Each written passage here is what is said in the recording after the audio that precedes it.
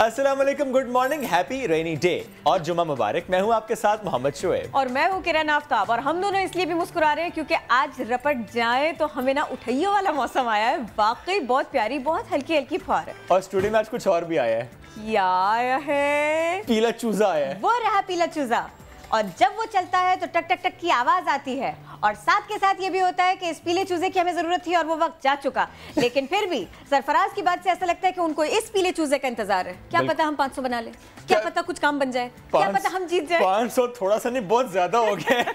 बहुत ज्यादा हो गया। इसके आधे आधे अगर आपने वो हारे हुए मैचेस में इसके आधे आधे भी बनाए होते ना तो और टोटल यहाँ तक पहुंचाया होता तो शायद ये दिन नहीं आया होता। शायद ये दिन ना आया होता। एनीवेज बढ़ते हैं आगे और जरा आज के मौजू का पहला मौजू क्या सिलेक्ट किया आपने? पहला मौजू मैंने सेलेक्ट किया भारतीय जासूस से मुतालिक। आलमी अदालत इंसाफ पाकिस्तान से गिरफ्तार होने वाले भारतीय जासूस कुलभूषण जाधव से मुतालिक केस का फैसला 17 जुलाई को यानी पाकिस्तानी वक्त के मुताबिक अगर हम आपको बताएं तो शाम 6 बजे सुनाएगी।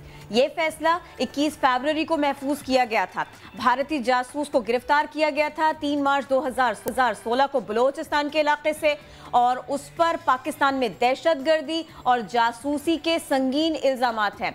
सिर्फ बात इतनी सी, वो इन सारे के सारे इल्जामात का एतराफ कर चुका है, ये सब कुछ मान भी चुका है। एग्जैक्टली और जरा आगे बढ़ते हैं, जिक्र करते हैं अफगान सदर अशरफ गनी के हालिया दौरे का जिससे दोनों मुल्कों के दरमियान एतमाद की फजा बहाल हुई है।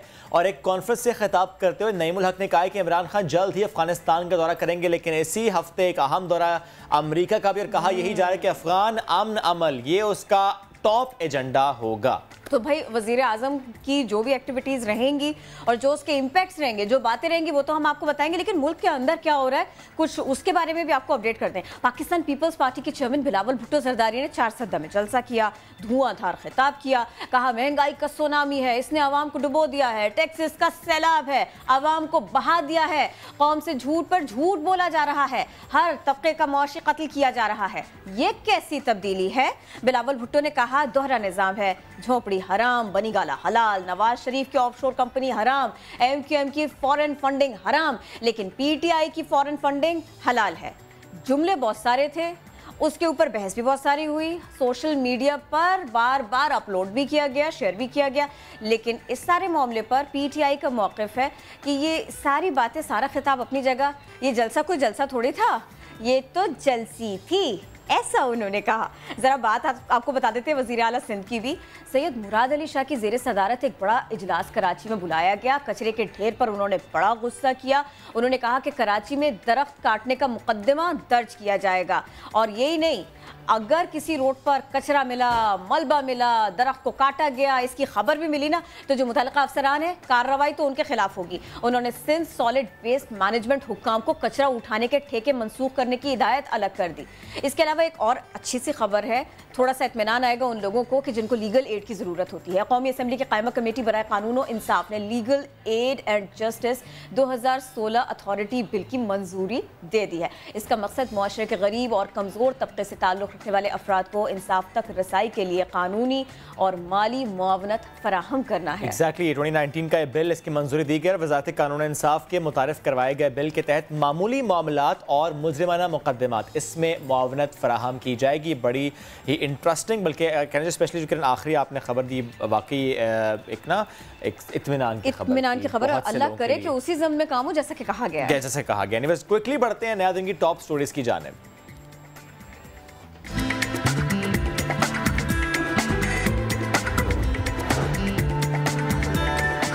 कराची में मुहाफिजों के खिलाफ ही शिकायत बढ़ गई। पुलिस हेल्पलाइन पर आने वाली शिकायतों के इदादा शुमार ने परेशान कर दिया। 40% शिकायत पुलिस अफसरान और पुलिस एहलकारों के खिलाफ मौसूल। क्या प्लास्टिक इंसानों के लिए खामोश कातिल बन गया है? दुनिया भर में प्लास्टिक वेस्ट की आलूदगी खतरनाक सतह पर पहुंच गई। पाकिस्तान में हर हफ्ते 5 ग्राम प्लास्टिक के ज़रात सांस के जरिए जिस्म में दाखिल होने लगे। गरीब मुसाफिरों के लिए मुफ्त नाश्ता, बच्चों के लिए मुफ्त दूध, मेहनत कश की ऑफर ने झंझोड़ दिया। ढाबे पर नुमाया तहरीर लोगों की तवज्जो का मरकज बन गई।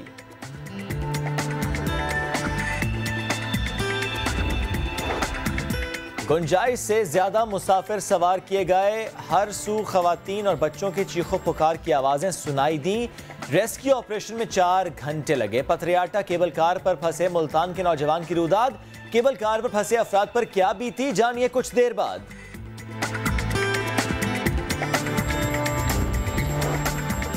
औलाद के लिए करियर दाव पर लगा दिया। पाकिस्तानी अदाकारा नादिया जमील का किंग खान के साथ काम करने से इनकार। फिल्म की ऑफर क्यों ठुकराई, जानिए पाकिस्तानी अदाकारा की ज़बानी नया दिन में।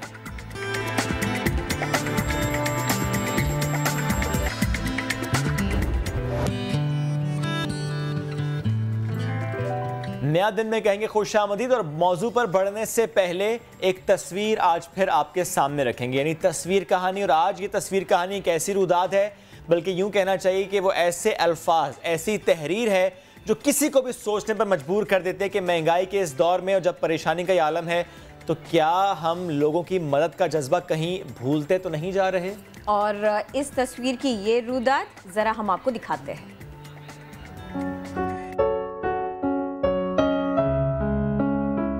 कुछ तस्वीरें हमें झंझोड़ती हैं, कुछ आवाज देती हैं, लेकिन ये तस्वीर हमारे ज़मीर को जगाने के लिए शायद काफी है।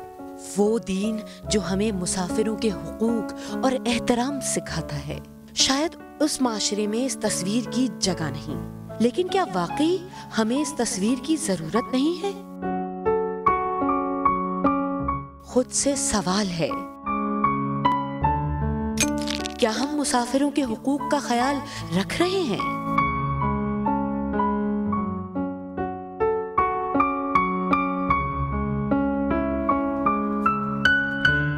आप बहुत कुछ सीख सकते हैं अपने आसपास के माहौल से, और ऐसा इखलाक का रंग, ऐसी तस्वीर वाकई ज़रा कम कम देखने को मिलती है। मेरे पास एक ऐसी खबर है, उसके जैसी खबर ना बड़ी कम कम सुनने को मिलती है। अमेरिका में एक अजीब और गरीब जुर्म में एक शख्स पकड़ा गया, उसे गटर बंद करने का आदी मुजरिम करार दिया गया, और अब ना शुएब इसे 5 माह की कैद की सजा भी दी गई। अच्छा, उसने फिर मान भी लिया कि मैं ये जो करता था ना, शरारतन करता था, आदतन करता था। विस्कॉन्सिन की अदालत ने ये बताया कि इस शख्स ने अपने दफ्तर में खवातीन के बैतुल खला में प्लास्टिक की बोतलें और दीगर मवाद भरकर इसे बंद कर दिया, और जिसकी वजह से जो गटर थे वो उबल पड़े, और दफ्तरी अमला खुसूसन खवातीन, जाहिर है वो क्योंकि खवातीन का बैतुल खला था वो, तो उनको शदीद मुश्किलात का सामना करना पड़ा।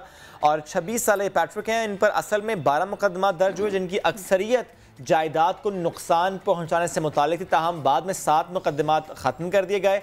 और पैट्रिक से जब सवाल किया गया कि आपने ये ऐसा क्यों किया, तो उन्होंने कहा I just wanted to do that, मेरा दिल करता था। और अब इनसे ये ज़रूर पूछा जाएगा कि फिर सिर्फ ख़वातीन का वॉशरूम ही क्यों, ये भी होगा जी। क्या पता किरण वो किसी खातून से वहाँ परेशान हो, उन्होंने सब बदला, सब खवातीन से ले लिया। इसके ऊपर तो इनको सजा भी मिल सकती है, वो मुआशरा ऐसा है।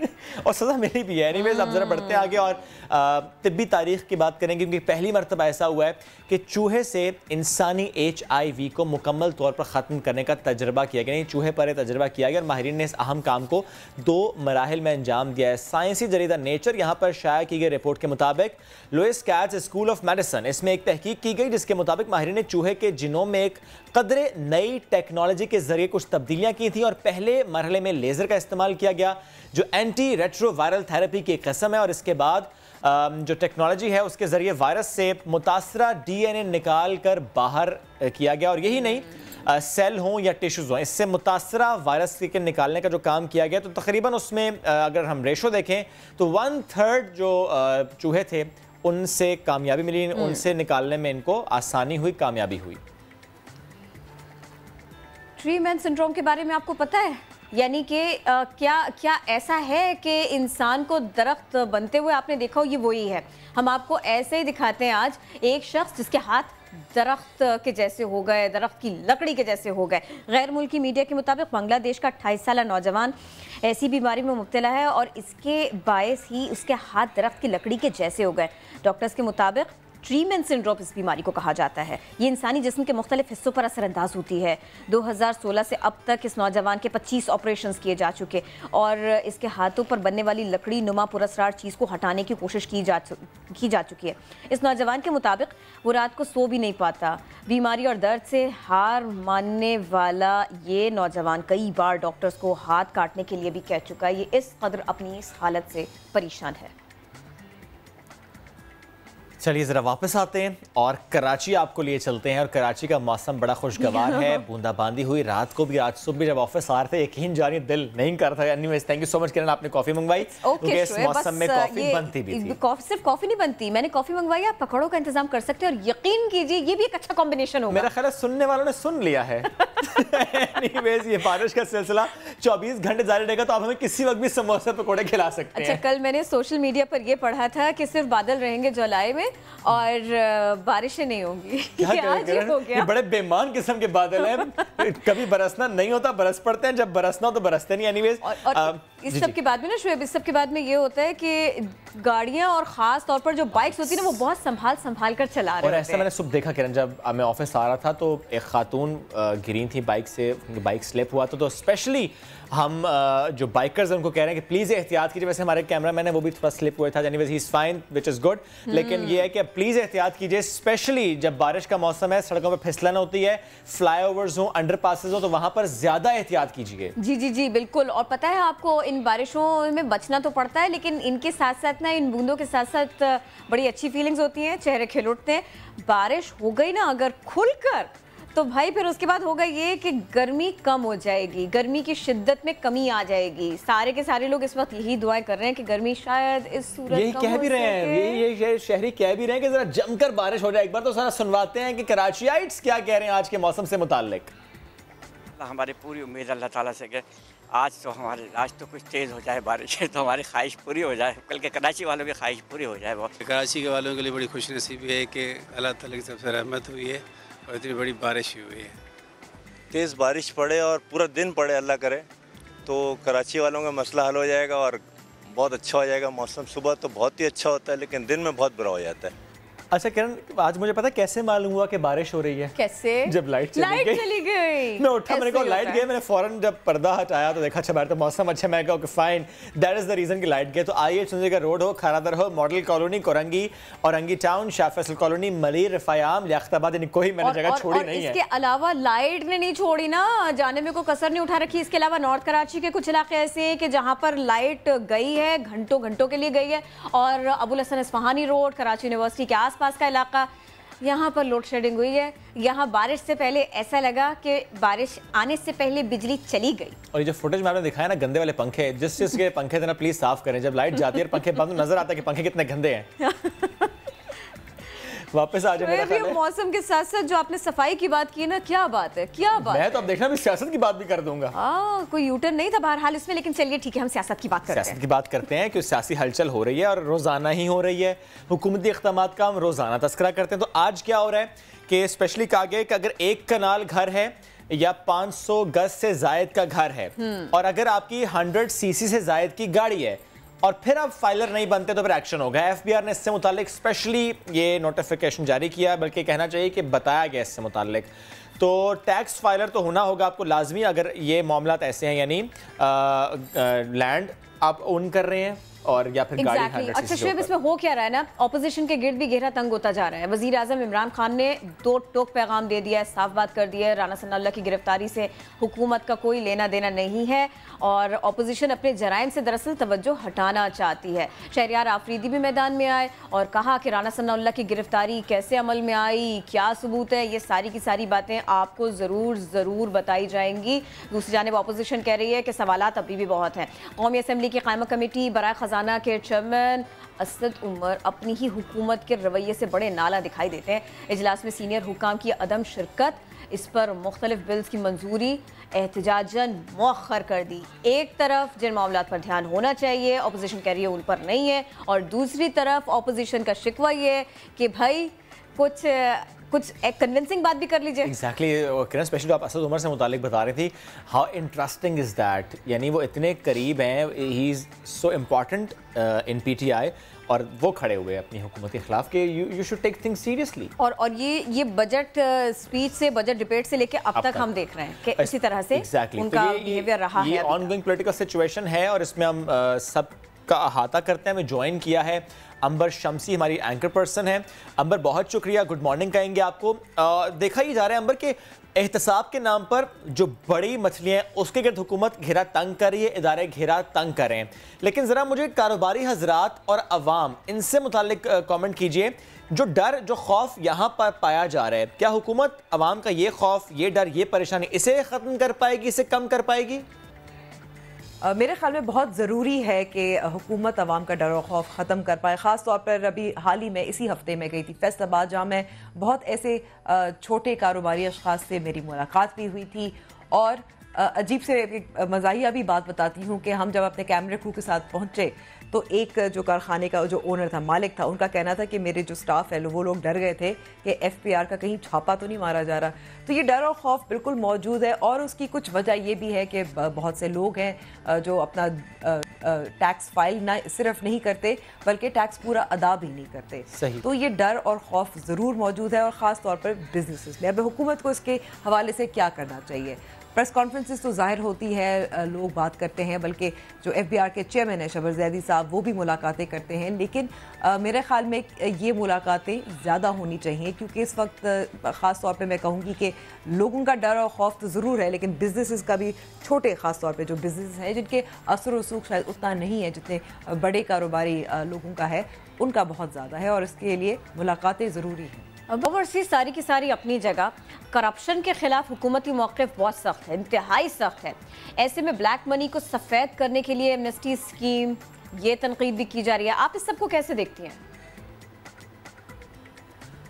हुकूमत की एमनेस्टी स्कीम अब ज़ाहिर मुकम्मल हो गई है, और उस हवाले से प्रेस कॉन्फ्रेंस भी हुई थी और आदाद व शुमार बताए गए थे कि कितने लोग टैक्स नेट में आए हैं, जिसमें 110,000 से करीब हैं, और 60 या 70 अरब के करीब पैसे वसूल हुए हैं टैक्स में। लेकिन मेरे ख्याल में ज़्यादा अहम बात यह है कि हुकूमत का जो मौक़िफ़ था, जो इमरान खान साहब का मौक़िफ़ था, जो असद उमर साहब का, साबिक़ वज़ीर ख़ज़ाना असद उमर साहब का मौक़िफ़ था, टैक्स एमनेस्टी स्कीम के बहुत ख़िलाफ़ थे। बल्कि उनका ये दावा था कि जब वो हुकूमत में आएंगे तो उन लोगों को पकड़ेंगे, जेल में डालेंगे जिन्होंने फ़ायदा उठाया था माजी के टैक्स एमनेस्टी स्कीम से, और काले धन को सफ़ेद किया था।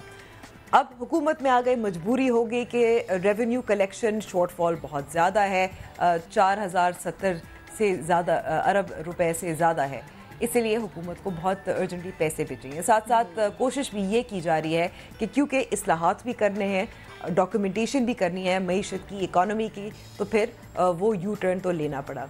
अगर बात करें कामयाबी की, तो हम ये कह सकते हैं कि कुछ हद तक, स्पेशली ख़ास तौर पे टैक्स फाइलर्स के हवाले से, हुकूमत की ये टैक्स एमनेस्टी स्कीम कामयाब ज़रूर हुई है, लेकिन उतने पैसे नहीं मिले जितने 2018 की टैक्स एमनेस्टी स्कीम में मिले थे। एक और कामयाबी हम कह सकते हैं हुकूमत की कि इस बार गुज़िश्ता की जो माजी की हुकूमत की टैक्स एमनेस्टी स्कीम के मुकाबले में इस बार जो छोटे शहरों के लोग हैं उन्होंने बहुत ज़्यादा टैक्स फाइल किया था। तो एक तरह से डॉक्यूमेंटेशन के लिहाज से अगर हम सियासत को अलग छोड़ दें, ये टैक्स एमनेस्टी स्कीम डॉक्यूमेंटेशन के लिए शायद अच्छी रही हैं, लेकिन इससे कितना फ़ायदा हुआ है माली तौर पर, जाहिर है जो लोग काले धन का धंधा करते हैं, जो लोग सफ़ेद नहीं करना चाहते, उनको तो फ़ायदा ही हुआ है, उनको सज़ा तो नहीं मिली। तो इस लिहाज से हम देख सकते हैं कुछ हद तक कामयाबी है, कुछ हद तक नहीं है। अच्छा, कल हमने आपका शो भी देखा था, तो मैं चाह रही थी कि आप इस पर कमेंट करें। आपने खास तौर पर इस पर बात की थी। पहले ये कहा जा रहा था कि राना सनाउल्लाह से मनशियात मिली है, इसकी वीडियो नहीं बनी है, इसकी वीडियो बनी ना इसकी तस्वीर मौजूद है। अब शहरियार आफरीदी ये दावा कर रहे हैं कि सबूत मौजूद है, सारे के सारे सबूत मौजूद हैं। अगर सबूत हैं तो इतने वक्त में सामने क्यों नहीं लाए गए? और अगर आप पहली बार या दूसरी बारी से इस पर बात करने के लिए बैठ रहे थे तो आप लेकर क्यों नहीं बैठे ये सब कुछ? शहरियार आफरीदी साहब और DGANF का प्रेस कॉन्फ्रेंस मेरे ख्याल में काफ़ी दिलचस्प था, इसलिए क्योंकि और उसकी ज़रूरत भी थी, क्योंकि बहुत सारे सवालात, बहुत शकूक और शुबहात पैदा हो रहे थे। लेकिन ये मैं वाज़े तौर पे कह सकती हूँ कि ये शकूक और शुबहात और सवालात जो है इस प्रेस कॉन्फ्रेंस की वजह से ख़त्म नहीं हुए, बल्कि नए सवालात को जन्म दिया है। मिसाल के तौर पर अगर हम बात करें कि ख़ास तौर पर ऑडियो और वीडियो जो कह सकते हैं ऑडियो और वीडियो सबूत जो है उसके लिए काफ़ी शोर मच रहा है, क्योंकि माजी में काफ़ी दफ़ा हमने देखा है जब ड्रग रेड्स होती हैं, जब लोग पकड़े जाते हैं तो मुल्ज़िम के साथ कुछ तस्वीर होती हैं, कुछ वीडियो मौजूद होती है दिखाने के लिए कि ये प्लांटेड मुनशियात का बैग तो नहीं था। लेकिन इस बार हमने देखा कि ये ऐसा नहीं था। और उसके बारे में शहरियार आफरीदी साहब का सवाल बिल्कुल जायज़ है कि पहले कहा जा रहा था कि ऐसा कुछ नहीं है, अब कहा जा रहा है कि मौजूद है और वो अदालत पेश होगा। ठीक है, अदालत में पेश होगा, लेकिन फिर जब FIR देखते हैं तो वहाँ भी और प्रेस कॉन्फ्रेंस के बयानात में भी तजाद मज़ीद नज़र आता है। FIR में ये कहा गया था कि राना सनाअल्लाह साहब ने अपनी नशिस्त के पीछे एक बैग था जिसमें ये मुबैना तौर पर हेरोइन मौजूद थी और उन्होंने पकड़ा दिया। फिर मज़ाहमत का सामना पड़ा और उनके मुहाफ़िज़ों की जानिब से और उनको गैर मुसल्लह कर दिया गया था। अब सवाल यह पैदा होता है कि अगर मज़ाहमत करनी थी तो बैग पकड़ाने से पहले क्यों नहीं की। तो मेरे ख्याल में ये केस जब तक अदालत में नहीं जाएगा और लंबा ये मुझे लगता है खिंचेगा, जब तक नहीं जाएगा सवालात के जवाब हमें शायद ना मिल सके। अच्छा अंबर, कि हम देखते हैं कि कहा यह जाता है कि जो गिरफ्तारियां हो रही हैं वो सियासी गिरफ्तारियां, इल्ज़ामात आयद किए जाते हैं इससे मुताल्लिक, फिर NRO के दावे किए जाते हैं और एहतसाब के चर्चे हैं मुल्क भर में। तो आपको क्या लगता है जो सियासी जमातें हैं, जो बड़ी सियासी जमातें हैं PTI के अलावा, उसमें क्या हलचल हो सकती है? इस पर कॉमेंट कीजिएगा। ये बहुत अच्छा सवाल है, इसलिए क्योंकि जब से पाकिस्तान तहरीक-ए-इंसाफ की हुकूमत आई है हम यही सोच रहे हैं कि क्या सियासी तब्दीली आएगी। मैं ये नहीं बात करी एहतसाब की, मैं ये नहीं बात करी करप्शन की। इतना साफ जाहिर है कि जो दो बड़ी अपोजिशन की जमातें हैं, मेरे ख्याल में ख़ास तौर पर जो घेरा तंग हो रहा है वो पाकिस्तान मुस्लिम लीग नवाज़ के ख़िलाफ़ ज़्यादा हो रहा है। पाकिस्तान पीपल्स पार्टी में आसिफ अली जरदारी और फरियाल तालपुर साहिबा तो जेल में हैं, लेकिन पार्क लेन केस में बिलावल भुट्टो जरदारी साहब हमने देखा है कि वो बरी भी हो गए। तो इस वक्त पाकिस्तान मुस्लिम लीग नवाज़ के लिए ज़्यादा मुश्किल है। बड़े बड़े उनके जो लीडर्स हैं, जो क़यादत है, उनके ख़िलाफ़ केसेस भी हैं और मज़ीद गिरफ्तारी की पेशगोई भी की जा रही है। ना सिर्फ इस्लामाबाद में जो एक बात चलती रहती हैं, चमगोइयाँ चलती रहती हैं, लेकिन हुकूमत की जानिब से भी फैसल वाडा साहब कह चुके हैं शाहिद खाकान अब्बासी हो सकते हैं, शेख रशीद साहब कह चुके हैं शाहिद खाकान अब्बासी नेक्स्ट हो सकते हैं, रेडार पे हो सकते हैं। तो हम ये देख रहे हैं कि पाकिस्तान मुस्लिम लीग नवाज़ के लिए आने वाले दिनों में ज़्यादा मुश्किलात होंगी और ये मुश्किलात इसलिए भी अहम है क्योंकि अपोजिशन जमातों ने 25 जुलाई को यौम सियाम मनाने का भी कहा था, जिसमें तमाम अपोजिशन जमातें एहतजाज करने जा रही थी या गैदरिंग करने जा रही थी।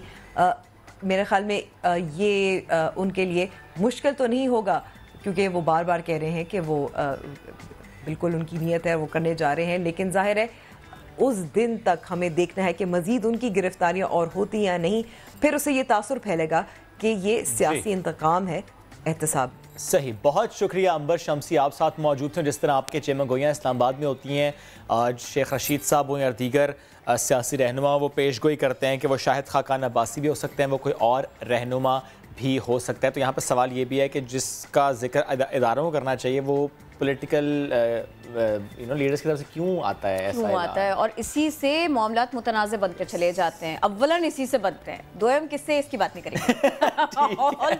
ऑल पार्टीज कॉन्फ्रेंस हुई थी तो उसके बाद में एक रहबर कमेटी इसको तश्कील दिया गया था। आज इसका इजलास होना है इस्लामाबाद में, तो कौन कौन से मामलात होंगे कि जो ज़ेरे गौर आएंगे।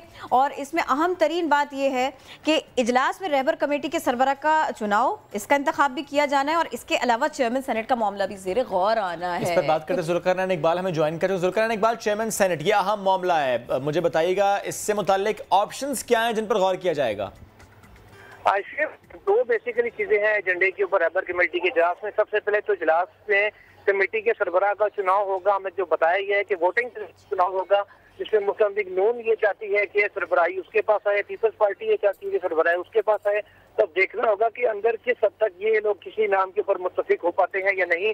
मुस्लिम लीग नून की तरफ से हमें बताया गया था कि वो ये नाम भी फ्लोट कर सकते हैं कि JUI जो सरबराह थी और जिसने मेजबानी की थी ऑल पार्टीज कॉन्फ्रेंस की, आज भी मेजबानी वो कर रहे हैं कि उनको अगर सरबराही दे दी जाए तो उससे भी नून लीग राजी होगी। दूसरा जो एजेंडा आइटम है उसके ऊपर है चेयरमैन सेनेट का मामला, जिसको हटाने पर चेयरमैन सेनेट को इत्तेफाक हो गया था ऑल पार्टीज कॉन्फ्रेंस में, लेकिन उसका तरीकाकार क्या होगा, नया नाम कौन होगा, ये सब रहबर कमेटी ने इस बात का चुनाव करना था। अब रहबर कमेटी गौर करेगी कि सबसे पहले तो चेयरमैन सेनेट को हटाया जाए तो किस अंदाज में हटाया जाए, आइन और कानून क्या तरीका इख्तियार किया जाए, स्ट्रेटेजी क्या हो, उसके बाद उनको हटाने के बाद आगे किसको लेके आना है, मुतबादिल नाम क्या होगा, इसके ऊपर भी डिबेट होने का इम्कान है। शुक्रिया जुल्फ़िकार, आप हमें अपडेट कर रहे थे। और ये तो सियासी मंजरनामा था, लेकिन एक मंजर रखते हैं आपके सामने, बड़ा खूबसूरत सा मंजर है, बल्कि कहना चाहिए वो तस्वीर कशी की है ड्रोन्स ने। और can you imagine drones painting कर रहे हो? हैरान हो रहे हैं आप? तो आपको लिए चलता है इटली, क्योंकि यहाँ पे माहिरीन ने 4 अदद ड्रोन्स को एक साथ इस्तेमाल किया और एक बड़ी दीवार पर खूबसूरत पेंटिंग बनाने का अमली मुजाहरा किया। तो कहना चाहिए 4 पेंटर्स थे, पेंटर्स का नाम था drone 1, drone 2, drone 3, drone 4। Drone 4 और ये ब्रशेस नहीं थे, ड्रोन थे, और ये कैनवस नहीं है, ये दीवार है। ये एक मंसूबे के तहत किया गया अर्बन फ्लाइंग ओपरा प्रोजेक्ट का नाम इसे दिया गया। इस मंसूबे के तहत शहर की इंतजामिया ने मुख्तलिफ अफराद से कई मुतासिरकुन मंसूबों की तफसील मांगी थी, आइडियाज़ मांगे थे। एक डिज़ाइनिंग कंपनी ने यह मुकाबला कराया, 1000 लोगों ने अपने अपने प्रोजेक्ट्स भेजे, इनमें से 100 कबूल किए गए, अप्रूव किए गए। प्रोजेक्ट के तहत पॉलीटेक्निक यूनिवर्सिटी ऑफ ट्यूरन और ट्यूरन यूनिवर्सिटी ने मुश्तरका तौर पर ड्रोन की मदद से एक बड़ी दीवार पेंट करने का मंसूबा पेश किया। और जब इन्होंने ये किया तो इनको दाद मिली, बल्कि खूब दाद मिली। और आपको याद होगा चंद दिन पहले पथरियाटा केबल कार, यहाँ पर जो सवार सयाह थे वो जब खूबसूरत नज़ारों से लुत्फ़अंदोज़ हो रहे थे तो ऐसे में उन्हें धचका लगा था, क्योंकि मौसम ख़राब हुआ, तेज़ आंधी आई और केबल कार का रस्सा पुली से उतर गया और 12 की 12 केबल कार्स ये फ़ज़ा में झूलने लगी थी। तो उसके बाद बारिश भी हुई और इसीलिए कुछ दिक्कत हुई। सयाहों को बाहिफाजत निकालने के जो रेस्क्यू ऑपरेशन था उसमें कुछ वक्त लगा, तकरीबन 4 घंटे का वक्त लगा। कहा तो यही जा रहा है, कोशिश करते हैं इस बारे में पूछ भी सकें। इस केबल कार में मुल्तान से दोस्तों के साथ हसीन वादियों की सैर को जाने वाले अम्मार अली भी फंसे हुए थे। अम्मार कहते हैं जिस वक्त केबल कार पर बैठे तो आंधी चलना शुरू हो गई थी। इंतज़ामिया को कहा भी कि उन्हें रवाना न करें, लेकिन इंतज़ामिया ने यह बात सुनी ही नहीं। साथ ही ये भी उन्होंने बताया कि हर केबल कार में 8 लोगों को बैठने की गुंजाइश होती है, 8 लोग इसमें बैठ सकते हैं, लेकिन मुनाफा कमाने की धुन कहिए या फिर क्या, केबल कार में 9 अफराद को सवार किया गया। जब केबल कार रुकी तो हर सू परेशानी थी, सब बहुत बेचैन थे। चंद ऐसी केबल कार्स भी थी जिसमें नौजवान तो थे, ख़वातीन भी थीं, बच्चे भी थे, और जब तक ये लोग फंसे रहे बच्चों के रोने की आवाज़ इनको आती रही। 4 घंटे कोशिशें की गई, इनको दूर दूर से अंधेरे में कुछ लाइट्स पहले दिखाई देनी शुरू हुई थी और फिर उसके बाद में रेस्क्यू ऑपरेशन शुरू किया गया और फिर इन लोगों को बहिफाजत निकाला गया। तो अम्मार हमें ज्वाइन कर चुके हैं मुल्तान से। अम्मार, वेलकम टू नया दिन। सबसे पहले मुझे बताएं कि जब आप लोग केबल कार पर सवार हुए उस वक्त मौसम कैसा था, यानी सवार होने से पहले, और अगर मौसम ख़राब था तो क्या बताया गया इंतज़ामिया को कि मौसम ख़राब है, ना बैठा जाए, और आपने खुद भी कोशिश की चले हम नहीं बैठते? जी, उस वक्त जो हम लोग अपना लास्ट पॉइंट पे थे हमारे अपने, तो जब हम अपने लास्ट पॉइंट से बैठने लगे थे तो ये मौसम ख़राब होना शुरू हो गया था। तो हम लोग अभी अपने पॉइंट पे थे, हमने रवाना होना था, अभी रवाना हुए नहीं थे। तो जब ये मौसम ख़राब होना शुरू हो गया था तो हमने ने कहा कि यार ये मौसम ख़राब हो रहा है, हम लोग यहीं पे रुक जाते हैं, हम लोग यहीं पे अपने पेरेंट्स को बुला लेंगे, तो आप लोग हमें यहीं पे। उन्होंने कहा नहीं ऐसा कुछ नहीं होगा, आप लोग बैठें। तो हम लोग सारे बैठने लगे, हम 8 लोग थे। तो सडनली उसने एक 9वां बंदा भी एंटर कर दिया। तो मैंने उसे कहा यार 9वां बंदा क्यों बिठा रहे हो आप? तो उसने कहा यार ये हमारा मसला है, आपका मसला नहीं है, आप लोग चलें। तो वो रवाना हुई। उसने मेरे ख्याल में 2 पॉइंट्स उसके क्रॉस हुए थे और मेरे ख्याल में तूफ़ान बहुत ज़्यादा शिद्दत अख्तियार कर गया था, तो जिसकी वजह से जो है वो अपना वहीं पे उसने वो रुक गई थी। जो दूसरी केबल थी वो टूटी थी, मेरे ख्याल में उतर गई थी, और जिसकी वजह से जो है ना वो अपना वहीं पे रुक गई थी। अच्छा, मुझे ये बताएं, वैसे तो ना सवाल तो ये बनता है कि क्या आप दोबारा कभी केबल कार में बैठना चाहेंगे? मैं आपसे ये पूछना चाहती हूँ कि कितना खौफ था, कितना डर था और कितना अंधेरा था? आगे के लिए कुछ सोच भी रहे थे उन लम्हात में? आप कुछ नज़र आ रहा था? देखें, जब हम वहाँ पे बैठे थे तो हमारा एक दोस्त था, वो वीडियो बना रहा था। तो मैंने उसे कहा यार ये वीडियो ना बनाओ, क्योंकि ये यहाँ पे मौसम बहुत ख़राब हो गया है और अल्लाह से दुआ करो हम पहुँच जाएँ, क्योंकि आगे भी एक पॉइंट था जहाँ से हमें आगे जाना था। तो सडनली फिर अचानक से ये एक केबल उतरी है, तो फिर हमने मैंने तो सबसे पहले कलमा पढ़ा है, तो सारों ने कलमा पढ़ना शुरू कर दिया है कि यार शायद हमारा वक्त आ गया है। तो इस हवाले से साथ वाले और डरा रहे थे कि उनकी चीखें आ रही थी कि यार कुछ ये हो गया वो हो गया। तो मैं तो दोबारा नहीं बैठना चाहूँगा कभी भी। और हमार क्योंकि 3 कैबिन्स होते हैं, आप एक तो मुझे बताएं किस कैबिन में थे और बाकी जो 2 कैबिन्स थे क्या वहाँ पर ख़वातीन थी, बच्चे थे? और कैबिन बंद होता है लेकिन आई थिंक वो खिड़की तो खुल जाती है तो आवाज़ आ जाती है और चीखों पुकार की जिस तरह आवाज़ें हमने सुनी भी हैं कुछ वीडियो में, उससे मुतालिक मुझे बताएं उस वक्त क्या माहौल था वहाँ पर? जी, मैं 3 कैबिन्स होते हैं ना, मैं मिड में था। तो मेरे आगे भी एक कैबिन था, मेरे पीछे भी एक कैबिन था। मैं जो मिडल में एक कैबिन था मैं उसमें था। तो पीछे वाले कैबिन में मुझे याद है कि एक तो न्यू मैरिड कपल थे और जो आगे वाला हमारा था उसमें एक मेरे ख्याल में 70-80 साल के बुजुर्ग थे, उनके साथ 6-7 खवातीन फीमेल्स थी। तो सारे डरे हुए थे आई थिंक। ओके, और कितना वक्त टोटल था, यानी जब ये पुलिस से उतरी केबल उसके बाद से लेके रेस्क्यू ऑपरेशन मुकम्मल होने तक कितना ड्यूरेशन था? ये 4 घंटे। और इस 4 घंटों के दौरान आपने कांटेक्ट भी किया फैमिली से, क्योंकि फ़ोन तो शायद वहाँ पे ऑपरेशनल थे? नहीं, बिल्कुल नहीं, नेटवर्क डाउन था वहाँ पे, बिल्कुल फ़ोन। ओके, और ये मुझे स्पॉट बता सकते हैं, क्योंकि अक्सर हम देखते हैं चेयरलिफ्ट हो या केबल कार वो कभी कभी बहुत करीब से गुजरती है और वहाँ पे क्योंकि कुछ घर भी हैं कि आप वहाँ से कम्युनिकेट कर सकें, अपनी आवाज़ पहुँचा सकें, ऐसा था या बहुत ऊंचाई थी, बहुत दूर थे वहाँ से? नहीं, हम जहाँ पे हम थे तो हमें लोग नज़र आ रहे थे नीचे, तो लोगों से हेल्प हमने मांगी थी।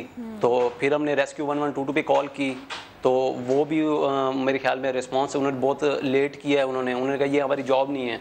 तो हम लोग वहीं पे बैठे रह गए हैं 2 घंटे, तो बिल्कुल ही बैठे रह गए, कोई किसी किस्म की कोई हेल्प नहीं मिली हमें।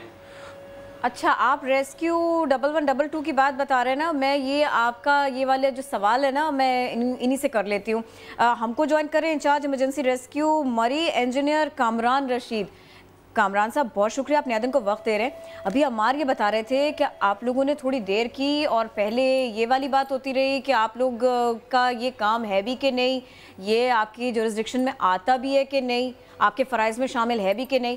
दूसरे ये कि केबल कार रवाना होने से पहले ही आंधी आ गई थी, इंतज़ामिया ने सयाहों को रवाना कर दिया और तो और गुंजाइश से ज़्यादा एक शख्स को और भी अंदर बिठा दिया। नहीं, इसमें ऐसा कथन नहीं है कि हमारी तरफ से इस तरह की कोई बात हुई है, क्योंकि अक्सर ऐसा होता है कि जो माउंटेनियस एरियाज़ हैं उनमें जो 1122 हेल्पलाइन है वो सराउंडिंग के जो एरियाज़ हैं, जैसे AJK में भी सर्विस है और KPK एबटाबाद में भी सर्विस है, वहाँ पे भी कॉल थ्रू हो जाती है। और हमें जिस वक्त कॉल की गई इंतज़ामिया TDCP की तरफ से, तो हमारी एक गाड़ी स्टेशन होती है वहीं पे TDCP पार्क के सामने, जो कि इसी वजह से वहाँ पे खड़ी की गई है कि सराउंडिंग की जो इमरजेंसीज हैं उनको भी डील करें, और स्पेशली अगर चेयर लिफ्ट पे कोई प्रॉब्लम होता है तो उनको भी फौरी तौर पर। तो अमर साहब, कॉल आने के बाद रिस्पांस टाइम कितना था? जो फर्स्ट व्हीकल है उसका रिस्पांस टाइम 6 मिनट था, वो ट्रैकर रिपोर्ट के साथ भी मौजूद, उसको वेरीफाई किया जा सकता है। और उसके अलावा फिर पिंडी को भी हमने रिक्वेस्ट की, डिस्ट्रिक्ट रावलपिंडी से भी और मरी से भी, टोटल 12 व्हीकल जो हैं एम्बुलेंसेज प्लस रेस्क्यू व्हीकल, और उसमें ये बता दीजिएगा साथ में कि रेस्क्यू ऑपरेशन में कितनी देर लगी, कितने आवर्स आप लोगों को लगे, कितनी दिक्कतों का आप लोगों ने सामना किया? टोटल जो है इसमें 8.5 घंटे लगे, शाम 7 बजे से लेके सुबह 4:15 बजे ये ऑपरेशन कंप्लीट हुआ सक्सेसफुली अल्हम्दुलिल्लाह। और उसमें पाकिस्तान आर्मी TDCP की जो चेयर लिफ्ट थी उसके टेक्निकल स्टाफ और रेस्क्यू 1122 स्पेशली उसने सारी जो है अपने टूल्स के साथ रिस्पॉन्ड किया वहाँ पे अल्हम्दुलिल्लाह। उसमें एक फैक्टर ये ज़रूर था कि वहाँ पे थंडरस्टॉर्म थे, जो विंड की डायरेक्शन थी वो भी चेंज हो रही थी मुसलसल। और उसके अलावा जो हमें वहाँ पे डिफ़िकल्टी देखने में मिली वो ये था कि हाइट चूँकि ज़्यादा थी, और लोगों को हम पहले तो रीअश्योर करते रहे कि आपकी मदद के लिए रेस्क्यू टीम्स और आर्मी और बाकी लोग पहुंच चुके हैं, तो इंशाल्लाह ताला पैनिक होने की ज़रूरत नहीं है। और कामरान साहब, खुद भी आप इस रेस्क्यू के अमल में शामिल थे? जी अल्हम्दुलिल्लाह, मैं वहाँ पे मेरे साथ DC पिंडी, AC मरी, डिस्ट्रिक्ट इमरजेंसी ऑफिसर रावलपिंडी, मैं खुद मौजूद था, मेरी टीम। ओके, तो मुझे आप रिस्पांस बताएं उन सयाहों का जिसमें एक बुजुर्ग भी थे, जिसमें न्यूली मैरिड कपल भी था, जिसमें बच्चे भी थे, खवातीन भी थी। जब रेस्क्यू किया उनको, उस वक्त उनका रिस्पांस क्या था? उनका रिस्पांस या उनके फीलिंग्स? एग्जैक्टली फीलिंग्स उनकी। जी, उसमें ऐसा है जी कि अल्हम्दुलिल्लाह जिस वक्त ये रेस्क्यू ऑपरेशन कंप्लीट हुआ तो बड़े इमोशनल सीन्स देखने को मिले, और अल्लाह ताला का शुक्र अदा किया। सबसे पहले तो लोगों ने जब वो नीचे उतरे हैं रेस्क्यू की तरफ से, सबसे पहले हमने जो प्लानिंग की वो ये था कि थ्रू असेंडिंग मेथड हम लोगों को अपने जो जवान है उनको ऊपर भिजवाएं, और बिले मेथड जो है उसको यूज करते हुए जो टूरिस्ट उनको फुल बॉडी हार्नेसेस और सेफ्टी हेलमेट्स पहना के फुल उनकी सेफ्टी को इंश्योर करके उनको हाइट से हमने नीचे उतारा है। और उसमें अल्लाह का शुक्र है कि कोई भी बंदा जो है उसका जानी नुकसान नहीं हुआ, क्रिटिकली इंजर्ड भी कोई नहीं था। 2 जो लोग थे उनको सर में इंजरीज थी, और बाकी कुछ बच्चे जो कि थोड़ा सा पैनिक थे। बाकी अल्हम्दुलिल्लाह जो बाकी 106 लोग थे उनको अच्छे तरीके से रेस्क्यू किया गया वहाँ से सेफ एंड साउंड। सही। कामरान साहब बहुत शुक्रिया, साथ आप मौजूद थे। अमार, मैं दोबारा आपकी तरफ आना चाहूँगा क्योंकि कामरान साहब हमें बता रहे थे कि जिस वक्त उन्हें कॉल की गई इंतज़ामिया की जानिब से तो विद इन 6 मिनट, क्योंकि गाड़ियाँ वहीं पर TDCP के सामने भी डिप्लॉय होती है, अदरवाइज भी उनकी जो टीम्स हैं वहाँ पर होती हैं, तो फ़ौरन रिस्पांस दिया गया। मुझे बताएं कि जब रिस्पांस दिया गया, यानी जब टीम वहाँ पहुँच गई, रेस्क्यू वो किया गया, उसके बाद क्या फीलिंग्स थी? और जो वहाँ पर जो लोकल्स होते हैं, हालांकि वो कम है वहाँ पर घर, लेकिन जो लोकल्स होते हैं उनका किस तरह का रद्द-ए-अमल था और उनकी सपोर्ट कितनी थी आपके लिए? सबसे पहले जो लोकल बंदा वहाँ पे, जो लोकल बंदों ने ही हमारी सबसे ज़्यादा हेल्प करी है। और हमारी कैबिन में सबसे पहला चढ़ने वाला बंदा वो लोकल ही था। वो ऊपर चढ़ा है, जैसे ही वो रेस्क्यू का नहीं था करीब आया तो नहीं, वो बिल्कुल रेस्क्यू का नहीं था, वो लोकल बंदा था। अच्छा, तो वो किस तरह चढ़ गया? यानी रेस्क्यू का अगर अमला होता तो जाहिर है उनके पास तो सामान होता है, सारा सपोर्टिव मटेरियल होता है। नहीं, विदाउट हेलमेट, विदाउट एनीथिंग वो ऊपर चढ़ा है। और जैसे ही हमारी विंडो के करीब आया तो कहता है यार आप लोग हमारे बेटों की तरह हो, तो मुझसे ये बेयर नहीं हुआ, मैं आ गया हूँ। तो क्योंकि ऊपर एक बटन होता है, उसे प्रेस करने से ये दरवाज़ा खुल सकता है ना, तो वो ये चाहता था कि मैं किसी तरह ये दरवाज़ा खोलूँ, तो लेकिन उससे ये हुआ नहीं है। लेकिन उसने एफर्ट अपनी पूरी की है, तो आया था वो। कितनी देर जब हम उतरे, कितनी देर कोशिश करता रहा कि दरवाज़ा खोले और आपको वहाँ से निकालने में वो अपनी मदद कर सके? वो लास्ट तक रहा है, वो लास्ट तक ऊपर बैठा रहा है, जब हमारी कैबिन के ऊपर छत पे बैठा रहा है वो। और उसके बाद जब रेस्क्यू अमला वहाँ पहुँच गया और आप लोगों को बाहिफाजत यहाँ से निकाले गए, उसके बाद जो वहाँ पर लोकल्स होते हैं उनकी तरफ से कुछ कहा गया? कुछ हमने सुना है कि उन्होंने आपको बिठाया, खाना वगैरह खिलाया? लोकल्स ने बड़ा कोऑपरेट किया हमारे साथ। जैसे ही हम नीचे उतरे हैं, किसी कोई पानी लेके खड़ा हुआ था, कोई क्या लेके खड़ा हुआ था, तो आप मुझे लास्टली ये बता दें, आप क्या सोचते हैं आइंदा कभी केबल कार या चेयरलिफ्ट पे बैठेंगे? मैं तो बिल्कुल नहीं बैठना चाहूँगा अब। ठीक है अमार, थैंक यू सो मच, आप साथ मौजूद थे और आप एक्सपीरियंस पे अपने साथ। इस पर सवाल तो ये है, जैसे हम करण उस दिन बात कर रहे थे कि जब भी ऐसा कोई इंसिडेंट रिपोर्ट था, वो चाहे झूले से मुताल्लिक हो, केबल कार हो या चेयरलिफ्ट, हम कहते हैं मेंटेनेंस पे बात होनी चाहिए। मेंटेनेंस पीरियडिकली होनी चाहिए, इसको छोड़ना नहीं चाहिए। अभी भी जो वाक़या रिपोर्ट हुआ है इसके ऊपर पूरा ध्यान रहना चाहिए, इसकी इंक्वायरी भी होनी चाहिए। बहरहाल जैसे जैसे इस मामले में अपडेट्स आएंगी, डेवलपमेंट्स होंगी, हम आपको ज़रूर बताएंगे। कराची में मौजूद पुलिस अफसरान के जराइम पेशा अनासर से ताल्लुकात, ये इल्ज़ाम लगता रहा है, इस पर कुछ इंकशाफात हुए हैं, आप उसकी बात कर लेते हैं। तहलका खेज़ इंकशाफात हुए और इस सब के बावजूद भी इन अफसरान को मुसलसल अहम ओहदों पर तैनात किया जाता रहा है। ये सब कुछ हो रहा है तो अहमद रहमान खान, हमारे चीफ क्राइम रिपोर्टर, इसी पर अपडेट करेंगे इस रिपोर्ट में। जराइम पेशा अफराद से ताल्लुकात, कराची पुलिस में एक और काली भेड़ का इंकशाफ। DSP के ओहदे पर फाइज जाहिद हुसैन के जराइम में मुलव्वस होने का खाता भी मुरतब कर लिया गया। जराइम से मुताल्लिक रिपोर्ट DIG साकिब इस्माइल मेमन ने बनाई, जिसमें इंकशाफ किया गया कि DSP जाहिद हुसैन न सिर्फ वकील, सट्टेबाजों और जुए के अड्डे चलाने वालों से राब्ते में हैं, बल्कि ईरानी डीजल की स्मगलिंग में भी भरपूर किरदार अदा करते हैं। 2018 में तैयार की गई रिपोर्ट में लिखा है कि DSP जाहिद हुसैन और साबिक पुलिस अफसर राजा खालिद रिजवान नामी बीटर के जरिए वकील से बीट जमा करते हैं। इंक्वायरी रिपोर्ट में DSP जाहिद हुसैन के फोन के रिकॉर्ड का भी जिक्र किया गया है। DSP जाहिद हुसैन पहले खारादर, शारिफ फैसल और अब DSP दरख्शां तैनात हैं। तहम DSP जाहिद हुसैन के मुताबिक रिपोर्ट के बाद उन्हें क्लियर करार दिया गया। अहमद रहमान खान, समा, कराची।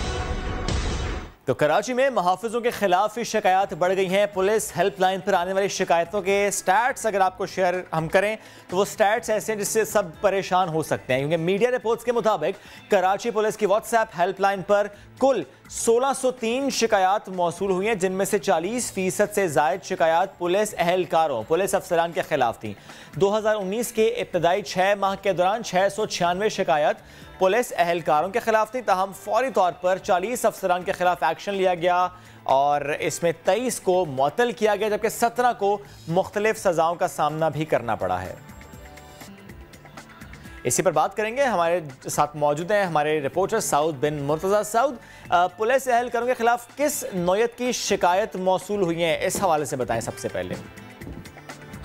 देखिए, एडिशनल IG कराची अमीर शेख ने जब चार्ज लिया था तो उसमें इन्होंने ये व्हाट्सएप नंबर इसीलिए बनाया था क्योंकि बहुत सारी शिकायत ऐसी होती हैं जो अफसरान तक नहीं पहुँच पाती या डायरेक्ट एडिशनल IG नहीं तक पहुँच पाती। तो अब ये वो शिकायत हैं जो शहरी डायरेक्ट करते हैं और डायरेक्ट KPO यानी कराची पुलिस के दफ्तर में आती हैं, और इसमें तकरीबन 1603 जिस तरह आपने भी बताया शिकायत थी, तो उसमें तकरीबन 40% से ज़्यादा शिकायतें ख़ुद पुलिस के ख़िलाफ़ थी, मुख्तलिफ़ नौइयत की, जिसमें पुलिस शहरियों को हरासा करती है, मंशियात, जुए, धमकियाँ, ये वो शिकायत थी जो कि पुलिस की जानिब से दी जाती हैं, जिनको बताया जा रहा है कि 6 माह में तकरीबन जो 700 के करीब में बनती थी उनको निपटा दिया गया, और जो पुलिस अफसरान या एहलकार इसमें मुलव्विस थे उनके ख़िलाफ़ जो है महकमा जाती कार्रवाई की गई, उनको सस्पेंड किया गया, रिवर्ट किया गया, क्वार्टर गार्ड किया गया, और जो है अब जो जिसको सख्त सज़ा दी जाएगी तो उसको सर्विस से जो है डिसमिस भी कर दिया जाएगा। ये सिर्फ इसी वजह से किया जा रहा है ताकि पुलिस का जो शोबा है उसको बेहतर बनाया जा सके। 40% से ज़्यादा खुद पुलिस के ही डिपार्टमेंट, अपने ही जो डिपार्टमेंट है उसके खिलाफ शिकायत जो है शहरियों की जानिब से मिलती हैं। अच्छा साउद, मुझे ये भी बताइएगा जो शिकायत मौसूल हुई हैं उसका अगर हम तनासुब देखें तो अफसरान कितने, एहलकार कितने, नहीं ज़्यादा शिकायत किसके खिलाफ थी?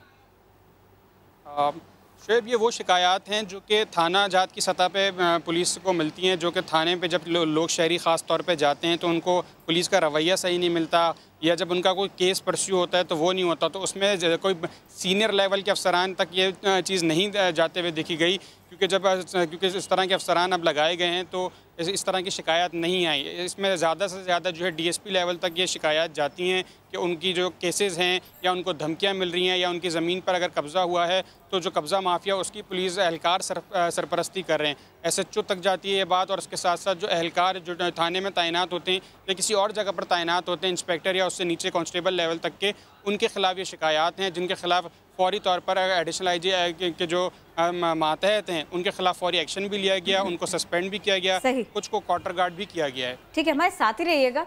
SSP सेंट्रल आरिफ असलम राव साहब हमको ज्वाइन कर रहे हैं, उनसे बात कर लेते हैं। ये फरमाइएगा, कराची पुलिस ने WhatsApp नंबर जारी किए, रिस्पांस कैसा है? अब तक जो शिकायत आई उनको किस कदर हल किया गया, कैसे हल किया गया, क्या करते हैं आप लोग? जी हाँ, ये आवाम की सहूलत के लिए WhatsApp इस किस्म का सोशल मीडिया है जो हर एक को अवेलेबल है इजीली, तो WhatsApp के ऊपर हम कंप्लेंट्स को रिसीव करने के लिए कराची पुलिस चीफ ने एक WhatsApp नंबर जारी किया है, जिस पे कराची के तमाम शहरियों को ये इजाज़त है कि अगर वो उनको ये कहा गया, मुतला भी किया, बल्कि हम इसकी कैंपेन भी करते रहते हैं, इनको इन्फॉर्मेशन भी डिसमिनेट करते रहते हैं लोगों में, कि अगर आपको किसी किस्म की कोई कंप्लेंट है जो पुलिस से रिलेटेड है, अगर आपका कोई जायज़ मसला है जो पुलिस हल नहीं कर रही, अगर आप किसी जराइम की इत्तला देना चाहते हैं, अगर आप जराइम पेशा अफराद की निशानदही करना चाहते हैं, अपना नाम सीगा-ए-राज में रखना चाहते हैं, तो आप WhatsApp नंबर के ऊपर कंप्लेंट कर सकते हैं। आपकी कंप्लेंट पे बिल्कुल इम्पार्शल इंक्वायरी होती है और उसके बाद एक्शन लिया जाता है जो कानूनी एक्शन होता है। अच्छा, ये बताइएगा, अब तक WhatsApp के ज़रिए कितनी शिकायतें आई, कितना एक्शन हुआ, और ये भी बता दीजिएगा क्या जाली शिकायत भी आती हैं? जी, अब तक हमें डिस्ट्रिक्ट सेंट्रल में 91 कंप्लेंट्स मिल चुकी हैं, जिसमें जो जून के महीने तक की हैं, तमाम की तमाम हम डिस्पोज कर चुके हैं। इन 91 कंप्लेंट्स में से अगर मैं आपसे एवरेज बात करूं तो कम से कम 1/3 ऐसी होती हैं जिनमें बाकायदा इंक्वायरी के बाद क्राइम होना साबित होता है, कोई जुर्म होना साबित होता है, तो उन पे FIRs दर्ज होती हैं। इसी तरीके से इसका एक हिस्सा वो होता है जो पुलिस के खिलाफ कंप्लेंट्स होती हैं। पुलिस के खिलाफ आने वाली कंप्लेंट्स में हमने इंक्वायरी के बाद जहाँ जहाँ पुलिस की गलती साबित हुई 12 पुलिस एहलकारों को सजाएं दी हैं, उसमें से 4 को सस्पेंड किया गया है, 1 को रिवर्ट किया गया उसके ओहदे से, और बाकी के खिलाफ महकमाना कार्रवाई की गई है। इसी तरह कुछ ऐसी कंप्लेंट्स भी होती हैं जब हम कंप्लेनेंट से रब्ता करते हैं तो पता चलता है कि वो कहता है ये मेरा नंबर मिसयूज़ कर लिया गया, मैंने ऐसी कोई कंप्लेंट नहीं की, और वो दस्तबरदारी का इजहार करता है। वो जब कहता है कि ये कंप्लेंट उसकी नहीं है तो उसको हम फाइल कर देते हैं।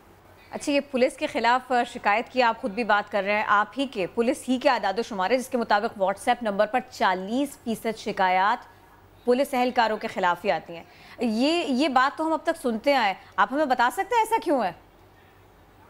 जी हाँ, पुलिस के खिलाफ कंप्लेंट्स आने में 2 किस्म की कंप्लेंट्स होती हैं। एक तो ये कि पुलिस वाला किसी के साथ कोई ज्यादती कर रहा हो, कोई गैर कानूनी काम कर रहा हो, किसी को पुलिस ने नाजायज़ पकड़ा हो, किसी को पुलिस नाजायज़ तंग कर रही हो, किसी से पुलिस रिश्वत मांग रही हो। एक किस्म की कंप्लेंट ये है, इस पर तो सख्त तरीन एक्शन होता है अगर इंक्वायरी में ये बात साबित हो जाए, और इंक्वायरी कम अज़ कम गैजेटेड ऑफिसर से कराई जाती है। उसमें अगर ये साबित हो जाए कि पुलिस वाला कोई भी, चाहे वो एहलकार कांस्टेबल हो, चाहे वो इंस्पेक्टर हो, डीएसपी लेवल का भी कोई ऑफिसर हो या गैजेटेड ऑफिसर और कोई भी हो, और वो इसमें मुलविस पाया जाए कि वो अवाम को नाजायज़ तकलीफ पहुंचा रहा है, किसी से रिश्वत तलब कर रहा है, किसी का जायज़ काम कानूनी काम नहीं कर रहा, तो उसके खिलाफ एक्शन लिया जाता है। अच्छा, दूसरी जो पुलिस के खिलाफ कंप्लेंट होती है बहुत से ऐसे केसेस में जहां पुलिस का एक्शन नहीं बनता, सिविल एक्शन, सिविल डिस्प्यूट्स होते हैं, ऐसे मैटर्स होते हैं, उसमें भी ये कंप्लेंट आती है कि जी पुलिस कोई एक्शन नहीं ले रही। लेकिन जब इंक्वायरी में ये साबित होता है कि इसमें पुलिस का कोई लीगल एक्शन नहीं बनता और तो हम वो फाइल कर देते हैं, उसमें पुलिस वालों के खिलाफ यकीनन हम फिर कार्रवाई, जब इंक्वायरी के नतीजे में साबित ना हो कोई जुर्म, तो कार्रवाई नहीं। बिल्कुल, जिस तरह सर आप खुद भी कह रहे हैं कि बहुत से जगह पर पुलिस वाले इन्वॉल्व होते हैं, फिर एक्शन भी होता है, तो आप सोच नहीं रहे कि फिर पुलिस का रवैया आखिर तब्दील कैसे होगा और क्या मैकेनिज्म होना चाहिए? कोई ट्रेनिंग होनी चाहिए, अफसरान की भी ट्रेनिंग होनी चाहिए, अहलकारों की भी ज़्यादा, जिन्होंने जाके पब्लिक से डील करना होता, ताकि ऐसे वाक़यात रिपोर्ट ना हो, ताकि इस तरह कंप्लेंट्स आए ना। जी हाँ, पुलिस, आपको मैं ये बताता चलूँ, कराची पुलिस में बिहेवियर के ऊपर बहुत ज़्यादा काम किया जा रहा है। इस वक्त कराची पुलिस चीफ की हिदायत ये हैं कि पुलिस का सबसे पहला जो अमर ज़रूरी है वो पुलिस का रवैया आवाम के साथ बेहतर होना चाहिए। इसके लिए कोशिश की जा रही है, ट्रेनिंग्स भी दी जा रही हैं, साइकोलॉजिकल ट्रेनिंग्स भी दी जा रही हैं। पुलिस को उनके रवैये से मुतालिक जो आम शिकायत हैं वो बाकायदा प्रेजेंटेशंस की सूरत में, लेक्चर्स की सूरत में दिखाई और बताई जा रही हैं। कांस्टेबल से लेके इंस्पेक्टर्स और डीएसपीज के लेवल के ऑफिसर्स को ये दिखाया जा रहा है कि पुलिस से ये शिकायत हैं आवाम को, आवाम का फीडबैक दिखाया जा रहा है, बहुत से वीडियोज़ दिखाए जा रहे हैं और उस पर फिर उनकी जहन साजी की जा रही है, उनकी तरबियत की जा रही है, उन्हें बताया जा रहा है कि ये एटीट्यूड जो है ये पुलिस से बिल्कुल भी अलाउड नहीं है और इसकी वजह से पुलिस और आवाम के दरमियान फासला है, जिसे ख़त्म करने की ज़रूरत है और इसके यकीनन मस्बत असरात मुरतब होंगे। सऊद मुर्तज़ा, आप हमारे साथ थे, अपडेट कर रहे थे सिलसिले में एसएसपी सेंट्रल आरिफ असलम राव साहब, आप तफसीलन इस पर हमसे बात कर रहे थे, आप दोनों का शुक्रिया। और एक अहम खबर आ रही है पेशावर हाई कोर्ट से, जहां प्राइवेट रेगुलेटरी अथॉरिटी को स्टूडेंट से छुट्टियों की फीस वसूल करने वाले स्कूलों के खिलाफ कार्रवाई करते हुए उन्हें फीस वापस करने का हुक्म दिया गया है। इस पर अपडेट्स हासिल करेंगे, फयाज अहमद हमें ज्वाइन कर चुके हैं। जी फयाज, अपडेट कीजिएगा। देखिए शुएब, काफ़ी बड़ी खुशखबरी है उन वालिदैन के लिए जो कि अपने बच्चों की फीस की वजह से, स्पेशली जो गर्मियों की फीस दी जाती है, उससे परेशान थे। हाई कोर्ट पेशावर में एक रिट दायर हुई थी जिस पर समाअत का फैसला आ गया है और इस पर पेशावर हाई कोर्ट ने ये कहा है कि जितने भी प्राइवेट स्कूल हैं वो छुट्टियों की फीस जो है वो नहीं ले सकते और इस हवाले से MD private schools regulatory authority को हुक्म दिया है कि वो फौरन तौर पर अदालती हुक्म पर अमल दरामद करे। और फयाज मैं चाहूंगा इसको दोबारा से एक्सप्लेन कर दीजिए, छुट्टियों की फीस नहीं ले सकते या फिर इकट्ठी नहीं ले सकते? देखिए जो है ये गर्मियों की जो फीस है वो बिल्कुल आप नहीं ले सकते और इससे पहले भी ये फैसला आया था कि जितने स्कूल थे वो एक तो गर्मियों की फीस इकट्ठे लेते थे और उसके बाद ये दोबारा जो हमारा Khyber Pakhtunkhwa private school regulatory authority है उसकी अपनी एक रूल्स के मुताबिक आप गर्मियों की फीस बिल्कुल नहीं ले सकते। तो उसी का ये अदालत ने फैसला दिया है पेशावर के और ये कहा है कि जो फीसें ली गई हैं प्राइवेट स्कूलों, बाद स्कूलों की जानिब से, वो फौरन जो है वो गर्मियों की जो छुट्टियों की फीस है वो वापस करे और इस पर फौरन अमल दरामद किया जाए। बहुत शुक्रिया फयाज, आप इस सिलसिले में हमें अपडेट कर रहे थे। Hashtag 10 year challenge, hashtag ice bucket और मिनी क्वीन चैलेंज, ये सब पुराने, क्योंकि अब बारी आई है इस चैलेंज में आपको दिखा रहे हैं bottle cap challenge. Social media पर ये चैलेंज हो रहा है तेजी से मकबूल और ना सिर्फ आम लोग, एग्जैक्टली, बल्कि हम देख रहे हैं कि हॉलीवुड स्टार्स ये भी केक के जरिए बॉटल का ढक्कन खोल रहे हैं और सिर्फ हॉलीवुड स्टार्स ही नहीं, टैलेंट, फिटनेस, सब कुछ दिखा रहे हैं। जल्दी से आपको दिखा दें महविश हयात, क्या हुआ? क्या जबरदस्त उन्होंने किरण ये challenge, just see that she did it, जबरदस्त, मेरे दिल को यकीन था कर पाएंगे। अच्छा ये तो हो गया ना, बहुत अच्छा हमने अच्छे से कर लिया, लेकिन अब जरा कुछ भंड भी दिखा देते हैं आपको। किसी ने कोशिश की और नहीं हुआ, फिर क्या हुआ? शायद ही वैसा ही हो। नहीं ये तो शायद हो गया होगा नहीं लग गई नहीं। अब हम आपको वो दिखा रहे हैं जिन्होंने कोशिश की, लेकिन गड़बड़ नहीं, बहुत ज्यादा गड़बड़, अगले का मुंह पान देता है। अरे इनके साथ क्या हुआ? नहीं हो पाएगा, नहीं हो पाएगा किरण, चैलेंज नहीं हो पाएगा। कैसे कह रहे हैं आप? बॉटल टूट गई। मैंने सारे देखे, मैं इसलिए आपको बता रहा हूँ कि नहीं हो पाएगा। मुझे आई ना जग से लाज, बॉटल तोड़ दी मैंने आज। अच्छा ये बॉटल मैंने आज किरण की उठा ली है, ये टूटेगी नहीं। टूटने का तो पता नहीं, किरण ये आपने खोलनी है। ये बॉटल चैलेंज है, ये देखें किरण, बॉटल मैं करूँ ये चैलेंज, ये वाला मेरी बॉटल के साथ, ये देखें हो गया। अब मैं भी ऐसी करती हूँ वैसे। इंटेलिजेंट ज़हीन लोग इसी तरह से इस चैलेंज को जीतते हैं। और क्या, बॉटल का ढक्कन खोलना है यार। लेकिन ये देखिए, ये कुछ का कुछ होता है। बस मैच के लिए मैं बहुत खुश हूँ। मैं खुद बहुत खुश हूँ किरण, और मुझे लग रहा है कि ज़्यादा ट्राई नहीं उन्होंने किया, उन्होंने यूँ क्विकली कर लिया। She is that much talented. यूँ क्विकली कुछ और भी करना है, इस चैलेंज से भी ज्यादा क्विकली कुछ करना है। क्या करना है? वापस आना है हमारे पे। वापस आना है, ब्रेक लेनी है। ठीक है, वापस आ जाए, ब्रेक लेते हैं, दोबारा हाजिर होते हैं। और हम इसके बाद क्या करेंगे? बहुत कुछ। नादिया जमील से आज आपकी मुलाकात कराएंगे, लेकिन ब्रेक के उस पार।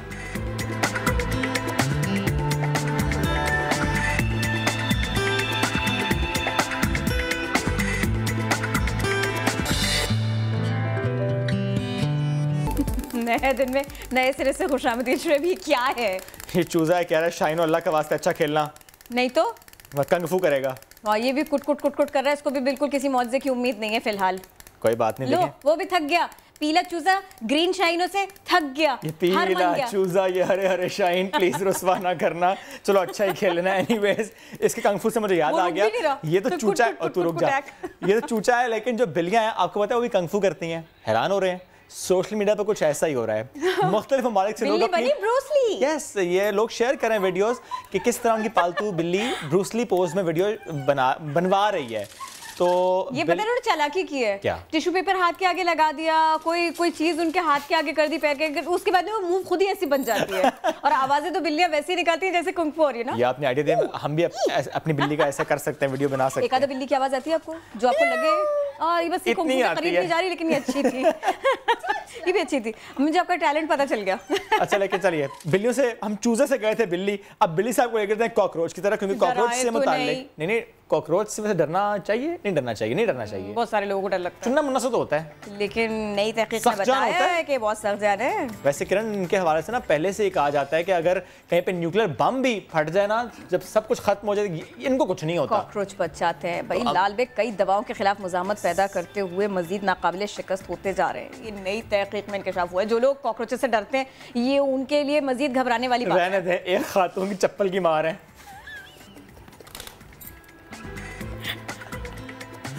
चलिए वापस आ जाते हैं और आज का एक अहम मौजू आपके सामने रखेंगे। क्या आपको मालूम है, प्लास्टिक इंसानों के लिए किसी खामोश कातिल से कम नहीं है, क्योंकि ये ना सिर्फ माहौलियात बल्कि इंसानी सेहत पर भी इंतहाई ख़तरनाक असरात छोड़ता है। और माहिरीन के मुताबिक दुनिया भर में प्लास्टिक वेस्ट की आलूदगी ख़तरनाक सतह पर पहुँच गई है, जबकि पाकिस्तान में हर हफ्ते 5 ग्राम प्लास्टिक के ज़रात सांस के जरिए लोगों के जिस्म में दाखिल हैं। लेकिन 5 ग्राम का मतलब क्या, अगर कोई एग्जांपल दे सके? एक क्रेडिट कार्ड इसके वजन के बराबर। और ये नई इन्वायरमेंट प्रोग्राम के मुताबिक सालाना 3 मिलियन टन प्लास्टिक वेस्ट समुंदर में गिर रही है और इसमें 50% मिक़दार डिस्पोजेबल अशिया की शामिल है। दीगर मवाद की निस्बत प्लास्टिक वेस्ट गलती सड़ती भी नहीं है।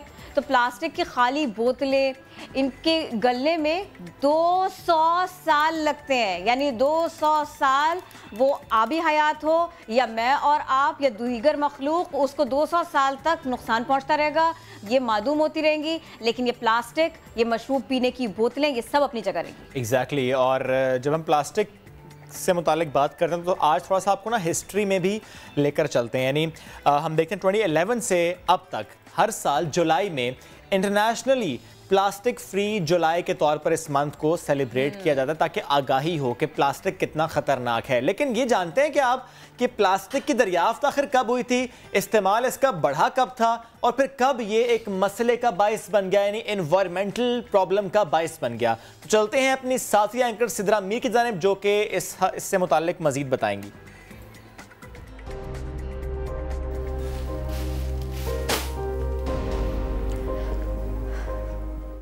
तो जनाब, प्लास्टिक की थैली 1965 में स्वीडन कंपनी ने दरियाफ्त की थी।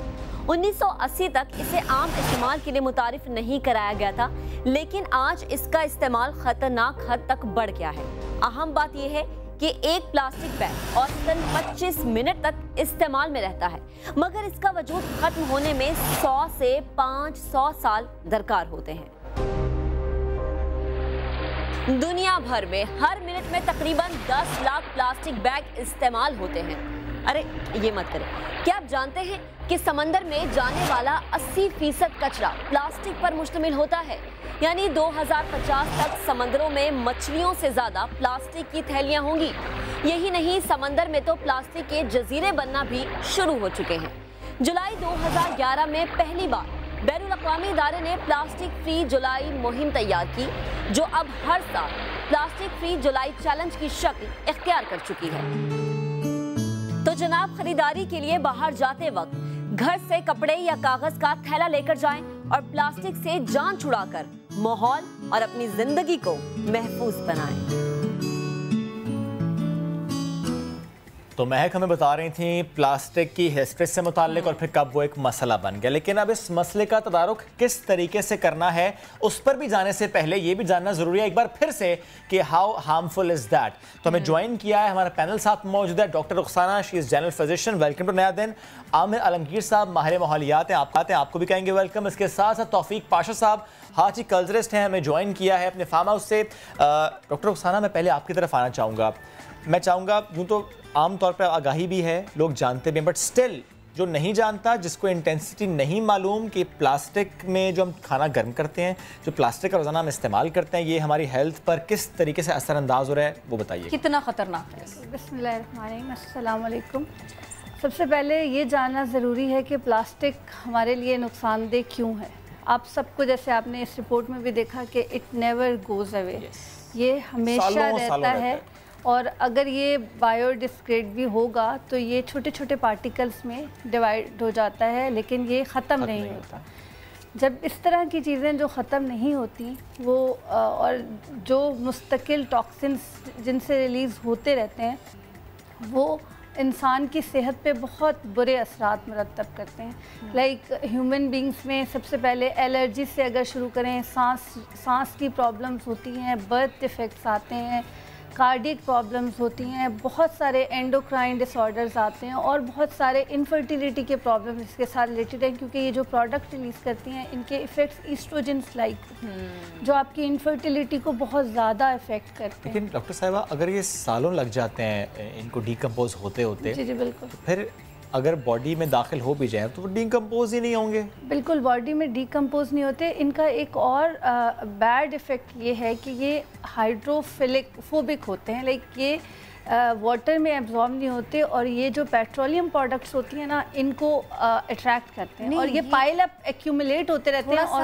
आम आदमी को समझने में आसानी होगी अगर आप इसको इस तौर पर समझा पाएँ कि हम खाने के बर्तनों का इस्तेमाल कर रहे हैं और वो उस तरीके से ना कंट्रीब्यूट हो रही है, जैसे कि मैं घर में खाना स्टोर कर रही हूँ तो प्लास्टिक में, हम अपने बच्चों को लंच बॉक्स दे रहे हैं वो भी प्लास्टिक का।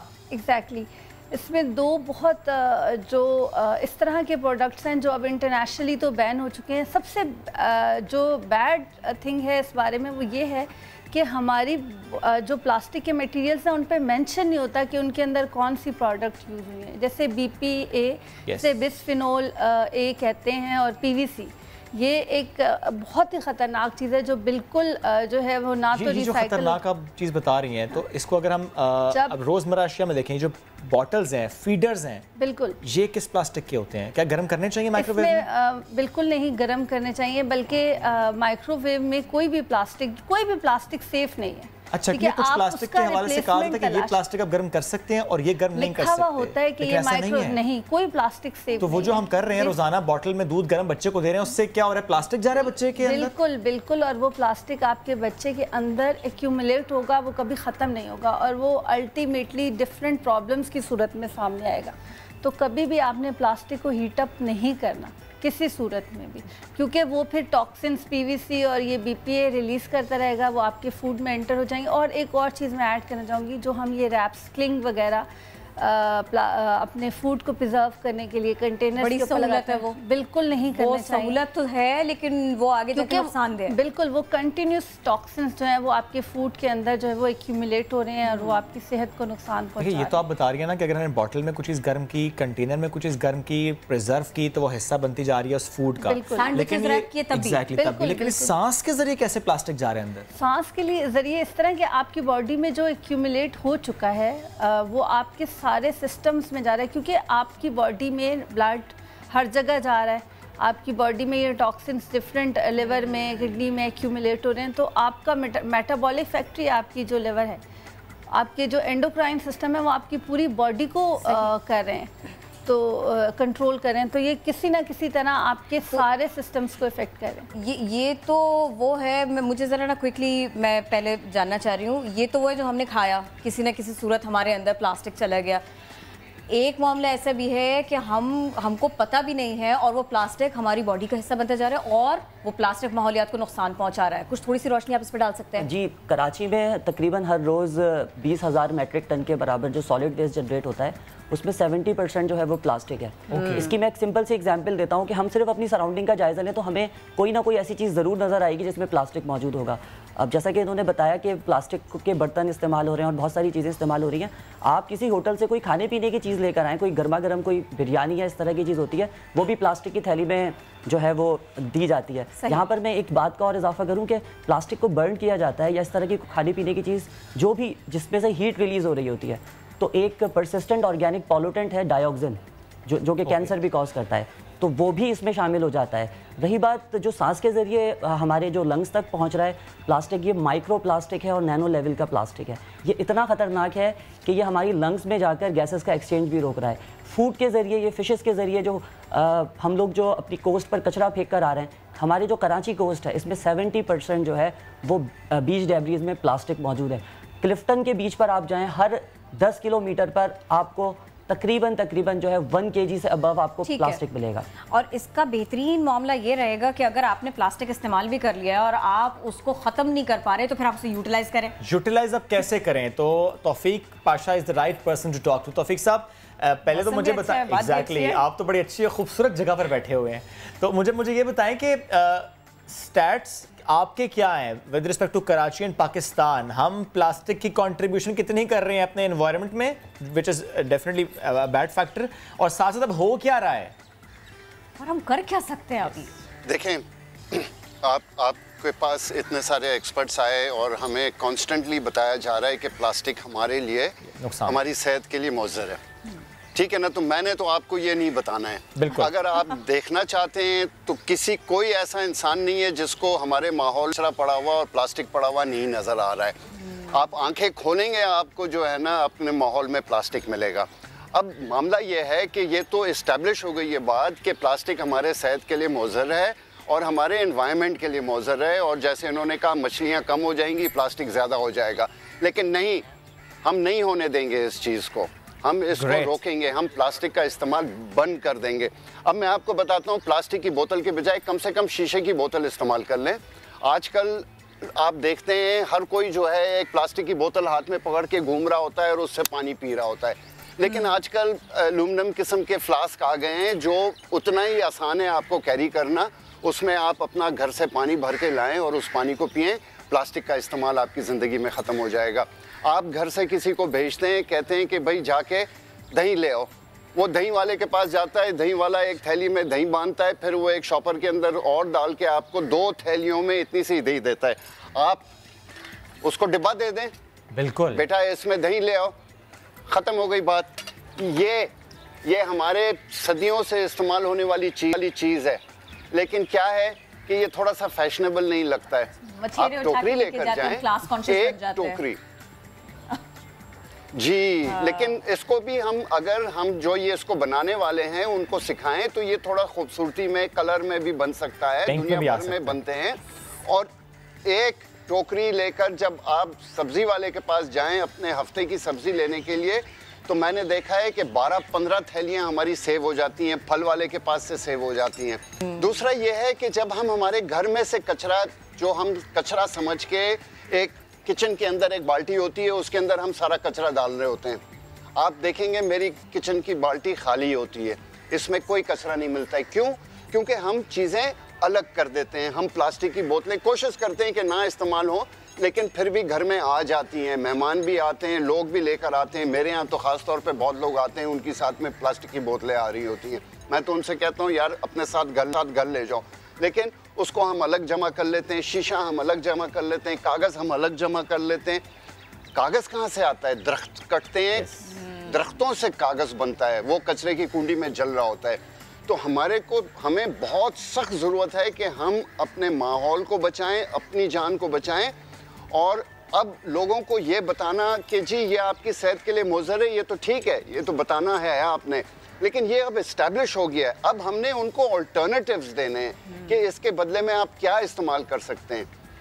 और जब ऑल्टरनेटिव्स की हम बात करते हैं तौफीक पाशा साहब, तो डिस्ट्रिक्ट लेवल पर वो गिलगित हो, वो इस्लामाबाद हो, हम देखते हैं कई शहरों ने इनिशिएटिव लिए भी हैं कि वो बैन करते हैं उनकी प्रोडक्शन से लेके उनकी यूजेज तक। लेकिन जिस तरह आपने इतनी खूबसूरती से हमें ऑल्टरनेटिव बताए हैं, तो ये वाकई जिम्मेदारी हम सब की खुद है कि हमने इसको रियलाइज़ करें। लेकिन अब मुझे तौफीक साहब ये भी बताएं, जो ज़्यादा प्रोड्यूस कर रहे हैं प्लास्टिक, यानी वो हॉस्पिटल्स हों, वो इंडस्ट्रीज़ हों, वो बड़ी बड़ी ऑर्गेनाइजेशन हों, उन तक ये आगाही पहुंचाना आपको क्या लगता है, क्या आसान है या मुश्किल है कि वो यूज़ ना करें प्लास्टिक को, ताकि जब वो अगर यूज़ नहीं करेंगे या वो ऑल्टरनेटिव की तरफ जाएंगे तो फिर प्लास्टिक कंट्रीब्यूशन टू एनवायरनमेंट कम हो जाएगा?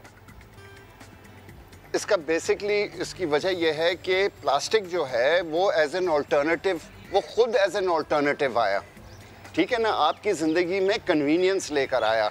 हर जगह में प्लास्टिक इस्तेमाल होना शुरू हो गया क्योंकि वो बड़ा कन्वीनियंट था, उसने हर चीज़ को आपके लिए आसान कर दी थी। जब आपके पास प्लास्टिक आ गया और वो एक इतना अच्छा ऑल्टरनेटिव लग रहा था लोगों को, तो हमने दूसरी चीज़ों को ईजाद करना बंद कर दिया। अब आप देखते हैं कि जब लोगों ने प्लास्टिक को इस्तेमाल करना बंद करना शुरू किया है, तो ऑल्टरनेटिव, नई वाली ऑल्टरनेटिव ईजाद होने लग गई हैं।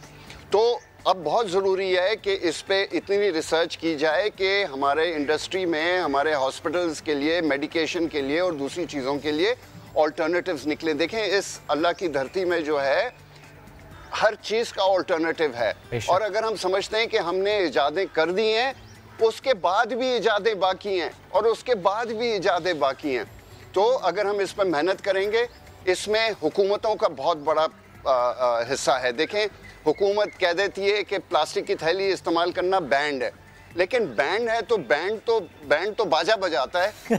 अगर आपने उसको रोका नहीं तो वो बाजा बज रहा होगा, वो तो बैंड बाजा हो जाएगा। इसी तरह आपने, हुकूमत ने इस पर पाबंदी लगानी है और उसको इन्फोर्स करनी है। और सब पहला चीज लाइफ स्टाइल से ही आएगा। जी जी जी, प्लीज आप बात मुकम्मल कीजिए। जी बिल्कुल, लाइफस्टाइल तो देखें ना, लाइफस्टाइल तो बड़ा खूबसूरत लगता है। आप एक चम्मच भर के जहर खा लें, बहुत अच्छा लगेगा। हम नहीं खाएंगे ना जहर, नहीं खाएंगे ना। जब आप खाएंगे नहीं तो पी क्यों रहे हैं उसको? सही चॉइसेस लेने पड़ेंगे। तो ये समझने की बात है। देखें, ये इंसान को हम जो अल्फाज इस्तेमाल करते हैं, जाहिल और अनपढ़ और लिखा पढ़ा, लेकिन जो बात है वो शऊर याफ्ता। हमने लोगों के दिमाग में शऊर लाना है, हमने उनकी ज़िंदगी में शऊर पैदा करना है, चाहे वो प्लास्टिक के बारे में हो, दरख्तों के बारे में हो, पेट्रोल। अब देखें ना, हमने हमारी ज़िंदगी में ये चेंजेस लानी है, और अब क्योंकि इतनी ज़्यादा महंगाइयाँ हो गई हैं, तो ये तो अब हमारे पर, तो हम अपने लिए करेंगे ना। अगर आप बिजली बचाएंगे, पानी बचाएंगे, ये चीज़ें करेंगे, तो आप अपने पैसे बचा रहे हैं। क्रिएटिव तो और इसी तरह ये जब आप प्लास्टिक की क्रिएटिव और क्विक सॉल्यूशंस होते हैं हमेशा आपके पास में ना कुछ चीज़ों के। तो अब हम इन बोतलों की बात भी कर चुके हैं, ऐसे बर्तनों की बात भी कर चुके हैं कि जो प्लास्टिक के हैं और हम मजबूरन उन्हें इस्तेमाल कर रहे हैं। खाने पीने के मामले में हमने ज़्यादा फोकस रखा। मुझे अगर थोड़ा सा आप इस बारे में बता सकें, शैम्पू की बॉटल्स हो गई, बड़े बड़े क्रीम्स के और बाम्स के जार्स हो गए, कुछ हमें क्विकली आप इस बारे में बता सकते हैं कि हम इनको कैसे यूटिलाइज करें? क्योंकि अगर इसको उठा के कचरे में फेंक दिया, ये कराची के शहरी को पता है वो सीधा समुद्र में जाएगा। देखिए, मेरे एक दोस्त हैं, वो गार्बेज कैन के नाम से अपना काम करते हैं, और वो ये सारी रिसाइक्लेबल चीज़ें लोगों के पास से लेकर उसको आगे रिसाइकलर तक पहुंचाते हैं। मैं उसको बार बार कहता रहता हूँ, मैंने तुम्हारा धंधा बंद कर देना है। रिसाइकलिंग का धंधा बंद हो जाना चाहिए जी। रिसाइकलिंग की ज़रूरत नहीं है हमें वो चीज़ें इस्तेमाल ही नहीं करनी है जिनको रिसाइकलिंग की ज़रूरत है। और ये जो हम शैम्पू और ये चीज़ें इस्तेमाल करते हैं जी, रीठा कहाँ गया, या कुछ लोग उसको अरीठा कहते हैं। ये तो पुराने ज़माने में तो वो एक बीज था, वो फल था, उसको हम पानी में डुबो के रख देते थे और फिर उससे बाल धोया करते थे। ये जितना हमारे सेहत के लिए जी, जो शैम्पू की बोतल हमारे लिए जितनी ख़तरनाक है, उतनी ही ख़तरनाक उसके अंदर शैम्पू है। तो हमने इनका भी ऑल्टरनेटिव निकालना है जी। हमारी ये कंज्यूमर लाइफ जो बन गई है, और एक कन्वीनियंस के लिए हमने पैकेटों के अंदर हर चीज़ पैकेट के अंदर कर दी है। यानी ये आप समझें कि अल्लाह ताला ने केले को बहुत अच्छे से पैकेट में डाल के आपको पेश किया, आपने उसको एक थैली में डाल दिया। तो केला तो अपनी खुद थैली में आया था, उसको ऊपर से थैली की जरूरत नहीं है। तो हमारी जिंदगी में हमें ये ऑल्टरनेटिव्स हमारी लाइफस्टाइल के लिए लाने होंगे। और तौफीक साहब, मैं इतनी खूबसूरत अब गुफ्तगू करते हैं तो बस मुझे लास्टली ये बताएं कि जब आप देखते हैं मार्केट जाते हुए कोई इस तरह यूज़ कर रहा है प्लास्टिक की थैलियाँ, तो फील क्या होता है आपको? क्या दिल करता है, क्या कहें आप जाके उसको? देखें क्या कहें, ये तो उसको खुद सोचने की ज़रूरत है। कुछ अरसे के लिए तो हमने खुद भी तो प्लास्टिक की थैलियाँ इस्तेमाल की ना, तो मैं अगले को क्या कहूँगा, मैंने भी की। जब तक मुझे शऊर नहीं आया, समझ नहीं आया, तो मैंने भी प्लास्टिक की थैली इस्तेमाल की। अब एक हमने ये थैला बनाया, अब ये कॉमन हो गया है, इसमें मुख्तलिफ पॉकेट हैं। ओके, आप उस थैले को ले जाएं, एक पॉकेट में टमाटर डाल दें, एक में खीरा डाल दें, बीच में आप आलू प्याज डाल दें। जबरदस्त। तो जब मैं पहले शुरू में जब लोगों को मैं दुकान से सामान लेते हुए कहता था नहीं यार थैली मत दो, मैं तो कागज़ की थैली भी नहीं लेता हूँ। कोई चीज़ अगर हाथ में उठा के ले जाई जा सकती है या टोकरी या थैला ले जाके, तो पहले जो दुकानदार थे वो मुझे अजीब नज़र से देखते थे। अब वो भी समझ गए कि यार ये तो लेगा नहीं। तो फिर साहब अब आप उनको अजीब नज़रों से देखा करें जो पहले आपको अजीब नज़रों से देखते थे। लेकिन ये बहुत खूबसूरत ऑल्टरनेटिव्स की आपने बात की है। तो अगर आप गाड़ी पर जाते हैं ग्रॉसरी करने, तो आप इस तरह के बैग्स गाड़ी में रख लें, लिया सामान वापस आए और बैग खाली करके वापस गाड़ी में रख लिया। तो फिक साहब thank you so very much. आप साथ मौजूद थे। आमिर साहब मैं आपकी तरफ आऊँगा। लास्ट आपका उनके लिए जो प्लास्टिक यूज़ करते हैं, क्योंकि आगाही है बट स्टिल कम है। देखिए मैं इसके लिए एक सिंपल सा मैसेज दूंगा, जिस तरह हम कहते हैं से नो टू करप्शन, तो बस आज से हमने कहना है से नो टू यूज़ प्लास्टिक, चाहे वो किसी भी फॉर्म में हो। हमें इस प्लास्टिक को अपनी लाइफ से ख़त्म करना है, अपनी रोज़मर्रा की जो एक्टिविटीज़ हैं इससे ख़त्म करना है। इसके बहुत सारे ऑल्टरनेटिव्स हैं। और बल्कि मैं एक चीज़ और भी नोट करता हूँ, प्लास्टिक की थैलियों में जो हम खाने पीने की चीज़ें लेकर आते हैं, इससे चीज़ों की नमूदो नुमाइश होती है। जो लोग इसको अफोर्ड नहीं कर सकते वो इसको देख कर एहसास कमतरी का शिकार होते हैं। तो मैं किसी भी लेवल पर यह कहूँगा कि अवेयरनेस देने की ज़रूरत है, डस्टबिन को फॉलो करने की ज़रूरत है, और जहाँ तक मुमकिन हो सके किसी भी जगह पर आप जाएं, आप कोशिश करें से नो टू यूज़ प्लास्टिक। और आप क्या कहना चाहेंगे? बिल्कुल मैं भी इनकी बात में ऐड करूँगी कि आपने इनिशिएटिव हमने लेना है। Exactly. मैं मुर्शद हॉस्पिटल में काम करती हूँ, जो एक पेरिफेरल हॉस्पिटल है, रिमोट एरिया है उसके साथ। तो हम वहाँ पर ये अवेयरनेस सेशन देते हैं। हम हमारी फार्मेसी पे प्लास्टिक के बजाय पेपर बैग्स दिए जाते हैं। हमारा जो हॉस्पिटल वेस्ट है वो प्रॉपर डिस्पोज होता है, क्योंकि जाहिर है कुछ जगहों पे अनअवॉइडेबल है कि प्लास्टिक यूज होना कहना चाहिए सेहत से प्यार, प्लास्टिक से बिल्कुल। आप कॉफ़ी पीते हैं, जाके आप अपने डिस्पोजेबल रीयूजेबल कप्स लेके जाएं, थर्मस लेके जाएं, जैसे किरण के पास ग्लास रखा हुआ है, ग्लास बॉटल है। और चूजा भी कह रहा है और एक आपका स्ट्रॉ जो है ना वो 50 साल ले लेता है खत्म होने में। तो आप स्ट्रॉ यूज ही ना करें अनटिल किसी को कोई मेडिकल इलनेस है। टूथब्रश के बारे में नहीं सोचते, टूथब्रश में कितना नुकसान है। डॉक्टर साहब क्योंकि आप हैं, लास्ट अगर एक कमेंट इस पर भी करते हैं, अगर हमने यूजेज तर्क ना की, इसी तरह स्पीडली हम यूज़ करते हैं प्लास्टिक, क्या होगा? देख लें आप लोग हमसे अक्सर आके सवाल करते हैं कि पहले कैंसर का रेशो इतना ज़्यादा नहीं था, अब जितना अब बढ़ गया है। तो आंसर इज वेरी सिंपल कि आप अगर हम एहतियात नहीं करेंगे, हम उन चीज़ों को जो हमारे लिए हेल्थ हैजर्ड दे रहे हैं, हम उनका कंटिन्यूस यूज़ करेंगे तो जिंदगी को हम खुद खत्म किए दे रहे हैं। बिल्कुल। बहुत शुक्रिया। Big no for plastic bags. A big no for plastic। मैंने कहा चूजे ने भी कहा बिग नो फॉर प्लास्टिक। अच्छा, इसने भी कहा पीला चूजा। देखना बिग नो फॉर प्लास्टिक। तो जनाब बहुत अच्छी गुफ्तगू रही। टोकरियों वाला आइडिया बहुत अच्छा था, और कचरा सेग्रीगेट कर लें, ये आपके अपने फायदे में। थोड़ा सा आगे बढ़ना पड़ेगा क्योंकि जब हम बात करते हैं हेल्थ की, तो हम कोशिश करते हैं कि उस दिन हम लाजमी एजुकेशन की बात भी करते हैं। तो बच्चों की सालाना 2 लाख रुपए स्कूल फीस जमा करवा रहे हैं। ये पैसे कहाँ से आ रहे हैं? टैक्स भी दे रहे हैं या नहीं? एफबीआर ने 2 लाख रुपए सालाना फीस देने वाले वालिदैन का रिकॉर्ड मुरतब कर लिया है, और 16,000 वालिदैन ऐसे हैं जिनको नोटिस जारी कर दिए गए हैं। मजीद बात करेंगे, मोहम्मद लुकमान हमें ज्वाइन कर चुके हैं। मोहम्मद लुकमान, अब तो बताना पड़ेगा, बच्चों की इतनी फीस दे रहे हैं तो कैसे दे रहे हैं, ये भी मेंशन करना पड़ेगा। स्कूल वाले मांगते हैं, क्या करें भाई? स्कूल का भी ऑडिट होना चाहिए। गुड जी। लुकमान से रब्ता बहाल करते हैं, लेकिन ये सवाल बड़ा इंपॉर्टेंट है कि बच्चों की फीस का पैसा कहाँ से? वैसे मैं कहूँगा प्लीज आप ये भी पूछें स्कूल वालों से, आप इतना पैसा जो ले रहे हैं वो लगा किधर रहे हैं? जा कर रहा है ये पैसा। लेकिन ये बड़ी बात है, जो भी कोई शख्स सालाना 2 लाख रुपए स्कूल फीस की मद में जमा कराता है, इन पेरेंट्स के ऊपर नजर रखी जाएगी। एफबीआर ने ऐसा फैसला कर लिया है।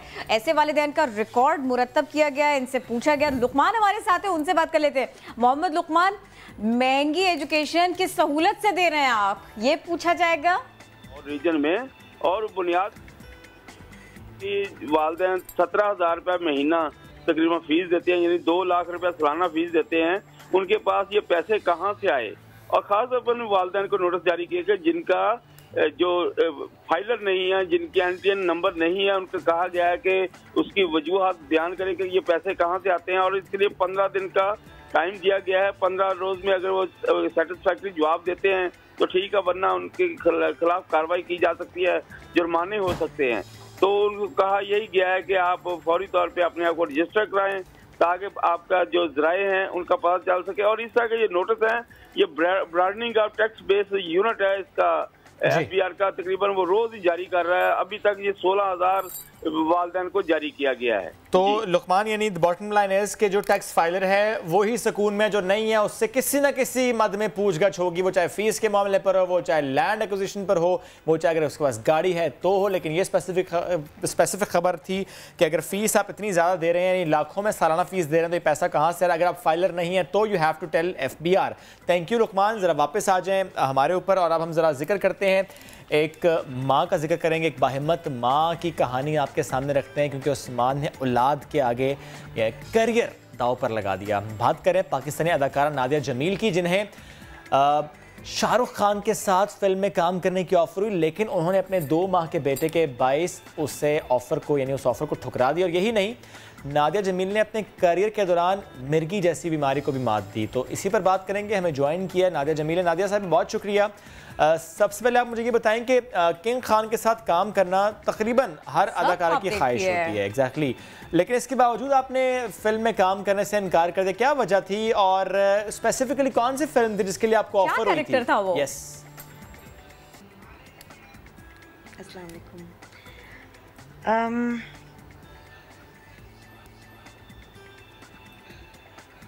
इतनी जल्दी ये बात बुझ गई थी कि मेरे ख्याल में मुझे मौका ही नहीं मिला कि ये एक वाकई में इट बिकम समथिंग कॉन्क्रीट। तो इट जस्ट बातें, उस वक्त कास्टिंग भी नहीं हो रही थी, बिल्कुल बातचीत चल रही थी। और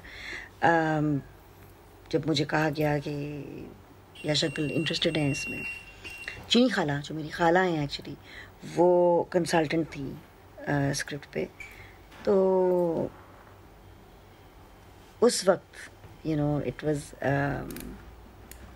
brought up and mentioned and discussed and बहुत एक्साइटमेंट हुई। मुझे याद है जब मैं पहली बार यश अंकल को मिलने गई और अतर शहजाद के पास से पहले गई कि अतर शहजाद मुझे ज़रा बहुत उस वक्त बहुत एक्साइटमेंट थी।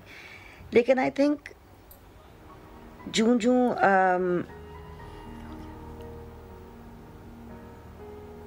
एक मेरी और यश अंकल के बीच में भी बात जब हुई और उनको भी ये एहसास हुआ कि मैं फोकस्ड नहीं हूँ और you got to be focused and disciplined. ये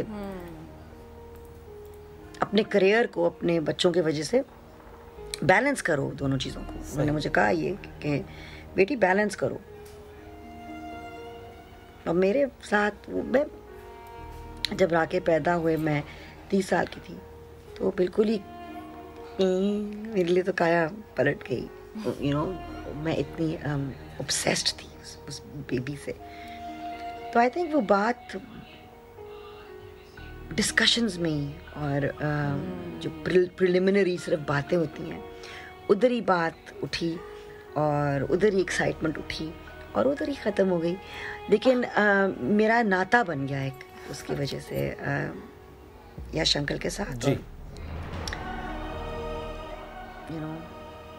अच्छा, बतौर अदाकारा आप क्या समझती हैं औलाद के बाद ज़िंदगी, करियर, रोज़मर्रा मामलात, इसमें क्या तब्दीलियाँ आती हैं? मेरे ख्याल में हर माँ के लिए फ़र्क होता है और हर अदाकारा के लिए फ़र्क होता है। ये फ़ैसले बहुत पर्सनल होते हैं। मेरी ज़िंदगी में वाज़े फ़र्क ये आया कि मेरे बच्चों ने मुझे जकड़ लिया एंकर कर लिया। बहुत बिखरी हुई थी, उन्होंने मुझे समेट लिया।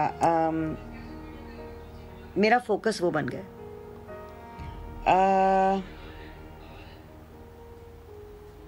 अब जाके 17 साल बाद मैं अपनी अदाकारी को या राइटिंग को थोड़ा सा वो क्वालिटी दे सकती हूँ जो मुझे देनी चाहिए मेरे ख्याल में। लेकिन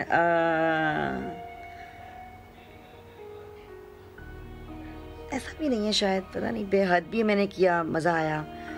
टेमिंग ऑफ द शुरू किया, मज़ा आया।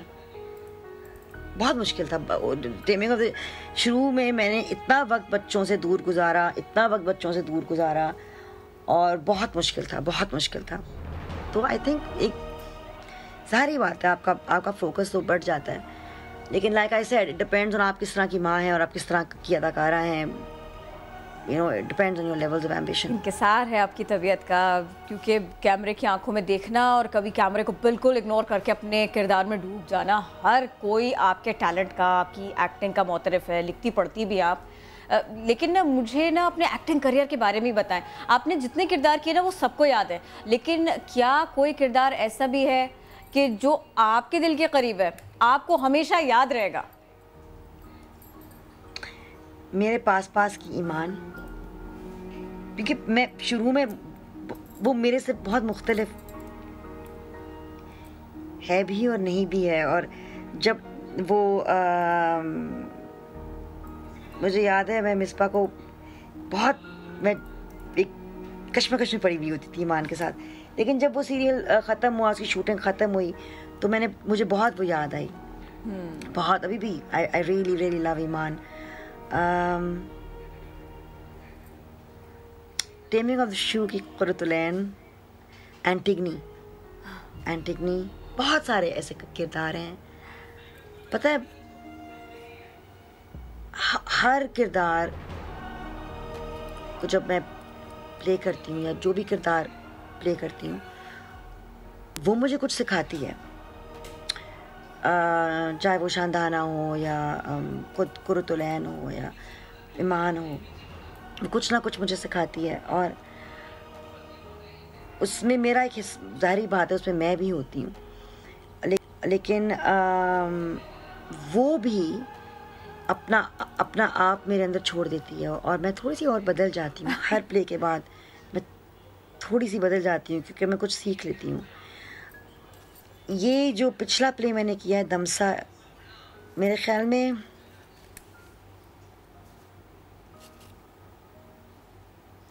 मैं इसलिए नहीं कह रही क्योंकि ये आने वाला है।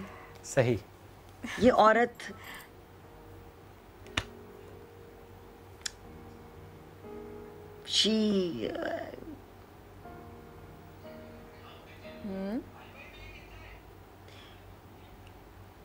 मैं सोचना पड़ रहा है आपको, इतनी बदली, इतनी तब्दील हुई, पॉजिटिव, फॉर द पॉजिटिव।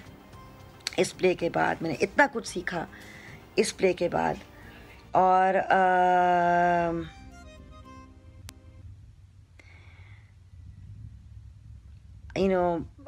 इसमें नजफ बिलग्रामी का भी और आसमान नबील का भी बहुत बड़ा हाथ है, जिन्होंने किरदार लिखा। नजफ बिलग्रामी का बहुत बड़ा हाथ है, जिन्होंने मुझे ये किरदार समझाया और इसकी फाउंडेशन स्ट्रॉन्ग बनाई। और ये कहाँ से कहाँ पहुँचती है और क्या से क्या बनती है और कैसे बनती है और क्यों बनती है। उफ, अरीजा, आई थिंक दमसा की अरीजा। आपके करियर चॉइसेस से, आपकी गुफ्तगू से, आपके परफॉर्मेंस से और ये जो भी कुछ अभी हम गुफ्तगू कर रहे हैं उससे ये तो साबित है कि आप जो किरदार करती हैं वो बन जाती हैं। अब ज़रा मुझे ये बताएं, कोई ऐसा कैरेक्टर भी है, कोई ऐसा काम भी है, कोई ऐसा किरदार भी है कि जो आपको लगता है कि भाई मुझे करना चाहिए ऐसा, लेकिन मैंने अभी तक किया नहीं है?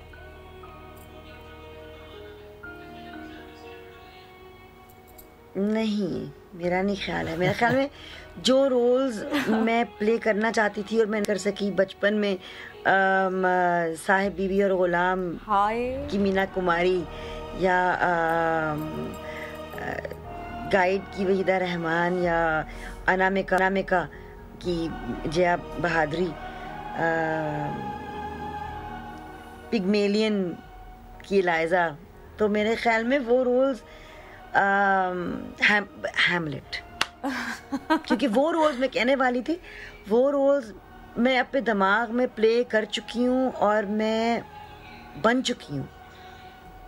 मैं वो मतलब विदाउट एनी, में बेचारे मेरे छोटे कजन्स या कोई फर्स्ट ऑडियंस ज़बरदस्ती बिठा के लेकिन या शायद मैं खुद अपनी ऑडियंस उस वक्त बनी हूँ, लेकिन मेरे दिमाग में मैंने इतनी बार वो रोल्स प्ले कर लिए हैं जबरदस्त, और शीशों में और कमरों में अकेले और अपने छोटे भाई को कह के कि कैमरा निकालो अपना ये करने लगे, म्यूजिक ऑन करके, और कजन्स के साथ यू नो इतनी बार कि प्यास नहीं रही अब उनकी वो चाहत ही नहीं रही उनकी। मैं कर चुकी हूँ, तो मैं तो प्ले कर चुकी हूँ। लेकिन हैमलेट एक ऐसा रोल था, लेकिन वो भी अब देखिए ना, मैं हैमलेट बोल तो रही हूँ, लेकिन हैमलेट के बारे में मैं अब जब मैं इतने सालों से मैं हैमलेट प्ले करना चाहती थी, मैंने पिछले साल फिर उसको पढ़ा तो मुझे वो इतना चूचू का मुरब्बा लगा कि मैंने कहा नहीं। तो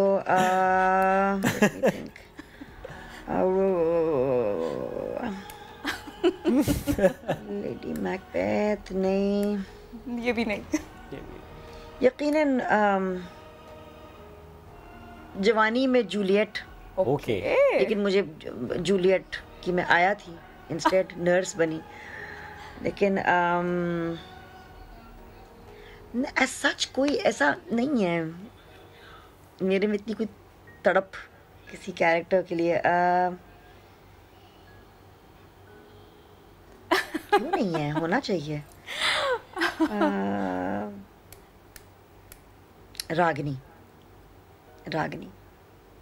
जो डेथ इन द मेडन का एडेप्टेशन है, जो शोएब हाशमी साहब ने लिखा था, वो और मैं करते करते रह गई काफ़ी बार।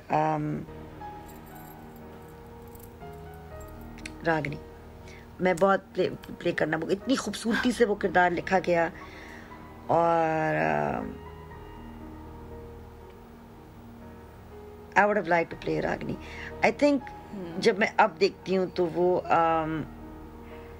ऐसे किरदार I would definitely like to play जो साइकी को एक्सप्लोर करते हैं और साइकोलॉजिकली ज़रा चैलेंजिंग होते हैं। हम जो किरदार दिखाते हैं अपने टीवी शोज़ में इमोशनल होते हैं बहुत, लेकिन मैं ऐसा किरदार ज़रूर प्ले करना चाहूँगी जो मेरे ख्याल में नफ्सियाती तौर पे भी और यहाँ पे आई थिंक इंटेलेक्चुअली अपने आप को समझे और एक सफ़र से गुजरे। शायद वो बोरिंग हो रेटिंग्स के लिए, लेकिन आई वुड लाइक इट। एक और आ गया ख्याल में, क्लियोपैट्रा। क्लियोपैट्रा। अच्छा, कोई भी ना कोई आसान किरदार आपने नहीं बताए, वो मीना कुमारी से लेके तो अभी तक जितने भी चॉइसेस आप लेती रही हैं, जिनके बारे में आप सोचती रही हैं, उनको अदा करती रही हैं। मैं ये जो आपको आसानियाँ पसंद नहीं है ना, मुश्किलात आपके आसपास खुद आ भी जाती हैं। मैं आपकी तबीयत की ख़राबी के बारे में आपसे पूछना चाह रही थी। मैंने अपने तौर पे, मैंने भी, शोएब ने भी कई सवाल तैयार किए थे सिलसिले में, लेकिन अब इतनी तफसीली गुफ्तगू के बाद ना हम ये बात सारी आप पे छोड़ते हैं। हमें आप अपनी तबीयत के बारे में बताइए, डायग्नोसिस के बारे में बताइए, ये सबको कैसे, आपको कैसे पता चला, सबको कैसे पता चला, और आपने फिर इससे मुकाबला कैसे किया। हमें आज आप ना पहले ये कहानी अभी सुना दीजिए। मुझे कोई बीमारी नहीं है सच, आई थिंक। वंडरफुल, ज़बरदस्त। मुझे मिर्गी है, जो कि कंडीशन है जिसके साथ मैंने पूरी उम्र रहना है, और जब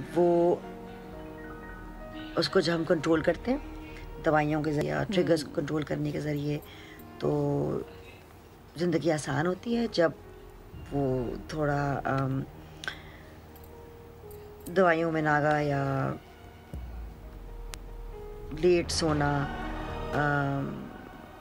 ज़्यादा फ्लैशिंग लाइट्स के करीब जाना, ऊंची आवाज़ें, थक जाना, तो उनसे फिर दौरे ट्रिगर हो सकते हैं। दौरों से मुझे अब डर नहीं लगता, ना मुझे डर लगता है ना मेरी औलाद को।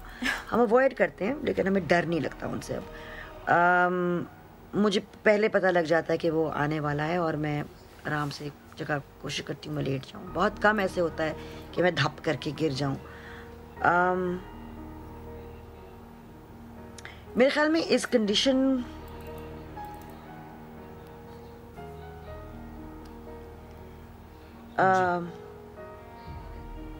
ये जानने के बाद कि मुझे मिर्गी है और इन दौरों के बाद, क्योंकि ये मेरी ज़िंदगी में बेहद के दौरान आए, उस वक्त मतलब काफ़ी लेट ज़िंदगी में ये दौरे मुझे आना शुरू हुए। ज़ाहिरी बात है ज़िंदगी काफ़ी बदली। उस वक्त शुरू में तो सेल्फ कॉन्फिडेंस, खुद एतमादी, हर चीज़ अफेक्ट होती है, लेकिन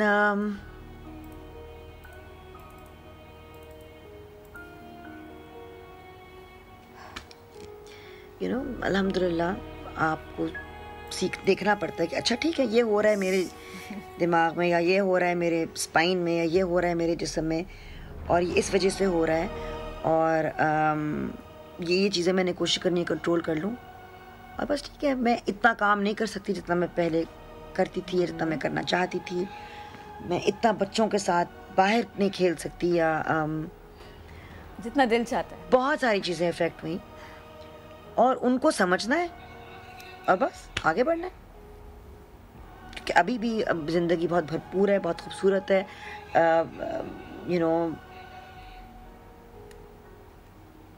हर रोज़ और हर साल, हर रोज़, हर महीने, हर दिन एक sort of I get these incredible experiences and incredible people। लोग आते हैं मेरी ज़िंदगी में, हादसात होते हैं मेरी ज़िंदगी में, जिनसे मैं हक्का बक्का रह जाती हूँ कि उफ़ कितनी खूबसूरत है ज़िंदगी। मतलब कि उफ़ ऐसे लोगों को मैं, और मैं मतलब वैसे तो मिलते हैं लोग और जिगरी यार बन जाते हैं, लेकिन ट्विटर पे लोग मिलते हैं, अब इंस्टाग्राम पे अब लोग, अब इंस्टाग्राम का मुझे अभी समझ थोड़ा सा आने लगा है। सोशल मीडिया के ज़रिए मुझे लोग मिलते हैं और जो अब इतने साल हो गए हैं मेरे दोस्त रहे हैं, और मतलब कि फरिश्ते हैं। तो मैं चूं क्यों करूं भाई? अगर ठीक है एक ग्लिच आ गई है तो ठीक है, हर चीज़ ऐसे नहीं हो सकती जिस तरह हम चाहते थे हम अपने तसव्वुर में। तो मेरी सेहत उतनी तंदुरुस्त नहीं रही है, उतनी वो मजबूत नहीं रही जितनी sort of पहले थी। लेकिन आप बहुत बाहिम्मत माँ और बहुत ही फाइटर वुमेन। और मैं ज़रूर कहूँगा कि बहुत से मामलात ज़िंदगी में होते हैं, but you learn how to manage, और आप उसकी एक उम्दा मिसाल हैं। You are a source of inspiration. तो आप लास्टली मुझे ये भी बताएं, क्योंकि आप साथ मौजूद हैं हमारे जो इंडस्ट्री में, वो फिल्म इंडस्ट्री और वो ड्रामा इंडस्ट्री, उसमें जो नए आने वाले अदाकार हैं, जो यंग जनरेशन है, इनको क्या पैगाम देना चाहेंगी? नई नस्ल का जब मैं सोचती, मुझे हमेशा फैज़ साहब की वो नज़म याद आ जाती है, मेरे हमदम मेरे दोस्त, घर मुझे इसका यकीन हो। और उसके आखिरी अल्फाज जो हैं, पर ये सफ़ाक मसीहा किसी ज़ी रूह के कब्ज़े में नहीं, हाँ मगर तेरे सिवा, तेरे सिवा, तेरे सिवा। कि काश के हर एक को पता होता कि उसकी आवाज़ में कितनी ताकत है और कितनी खूबसूरती है। बहुत प्रेशर है नई नस्ल पे, और मैं बहुत सीखती हूँ उनसे बहुत ज़्यादा कि इस एज ऑफ इंफॉर्मेशन के साथ कैसे निपटना है। मेरा अपना मशवरा देने वाली मैं कोई नहीं होती, लेकिन मेरा अपना ये ख्याल है कि 2-3 चीज़ें हैं जिनसे मेरी ज़िंदगी थोड़ी आसान रह जाती है या हो जाती है। एक शुक्र। बहुत क्लीशे बात है, बहुत ज़्यादा, लेकिन बहुत सच्ची बात है। जब आप शुक्र करते हो ना वाकई दिल से, ये नहीं कि मैं कहूँ बस शुक्र अल्हम्दुलिल्लाह, जब आप देखते हो इर्द गिर्द और आप कहते हो कि शुक्र अल्हम्दुलिल्लाह। मैंने देखा है उन बच्चों को जो देख नहीं सकते लेकिन सुनने के लिए शुक्र अल्हम्दुलिल्लाह करते हैं, जो सुन नहीं सकते लेकिन देखने के लिए शुक्र अल्हम्दुलिल्लाह करते हैं। मेरे दोस्त हैं जो ना देख सकते हैं ना चल सकते हैं, तो बोलने के लिए शुक्र अल्हम्दुलिल्लाह करते हैं। बच्चे हैं जिनके साथ मैं काम करती हूँ, जिनके बाजू नहीं है तो वो खूबसूरत लिखाई करते हैं और वो अपने पैरों के लिए शुक्र अल्हम्दुलिल्लाह करते हैं। तो मेरे पास जो नहीं है वो नहीं है। मैंने ये देखा है और सीखा है कि जो मेरे पास है उसके लिए शुक्र अल्हम्दुलिल्लाह, इस कायनात के लिए शुक्र अल्हम्दुलिल्लाह। मैं जब गुजरती हूँ दरख्त के साए के नीचे से और धूप ऊपर से आ रही होती है, तो मैं उस दरख्त का रुक के शुक्रिया करती हूँ और कहती हूँ कि शुक्र अल्हम्दुलिल्लाह, क्योंकि वो भी एक किस्म का प्यार है जो मुझे मिल रहा है। लोग बहुत प्यार देते हैं, बहुत नफरत भी करते हैं और बुरी बुरी बातें भी करते होंगे, क्योंकि नफरत लोगों को यूं आसानी से आ जाती है। उस प्यार का शुक्र अल्हम्दुलिल्लाह। तो शुक्र में रहना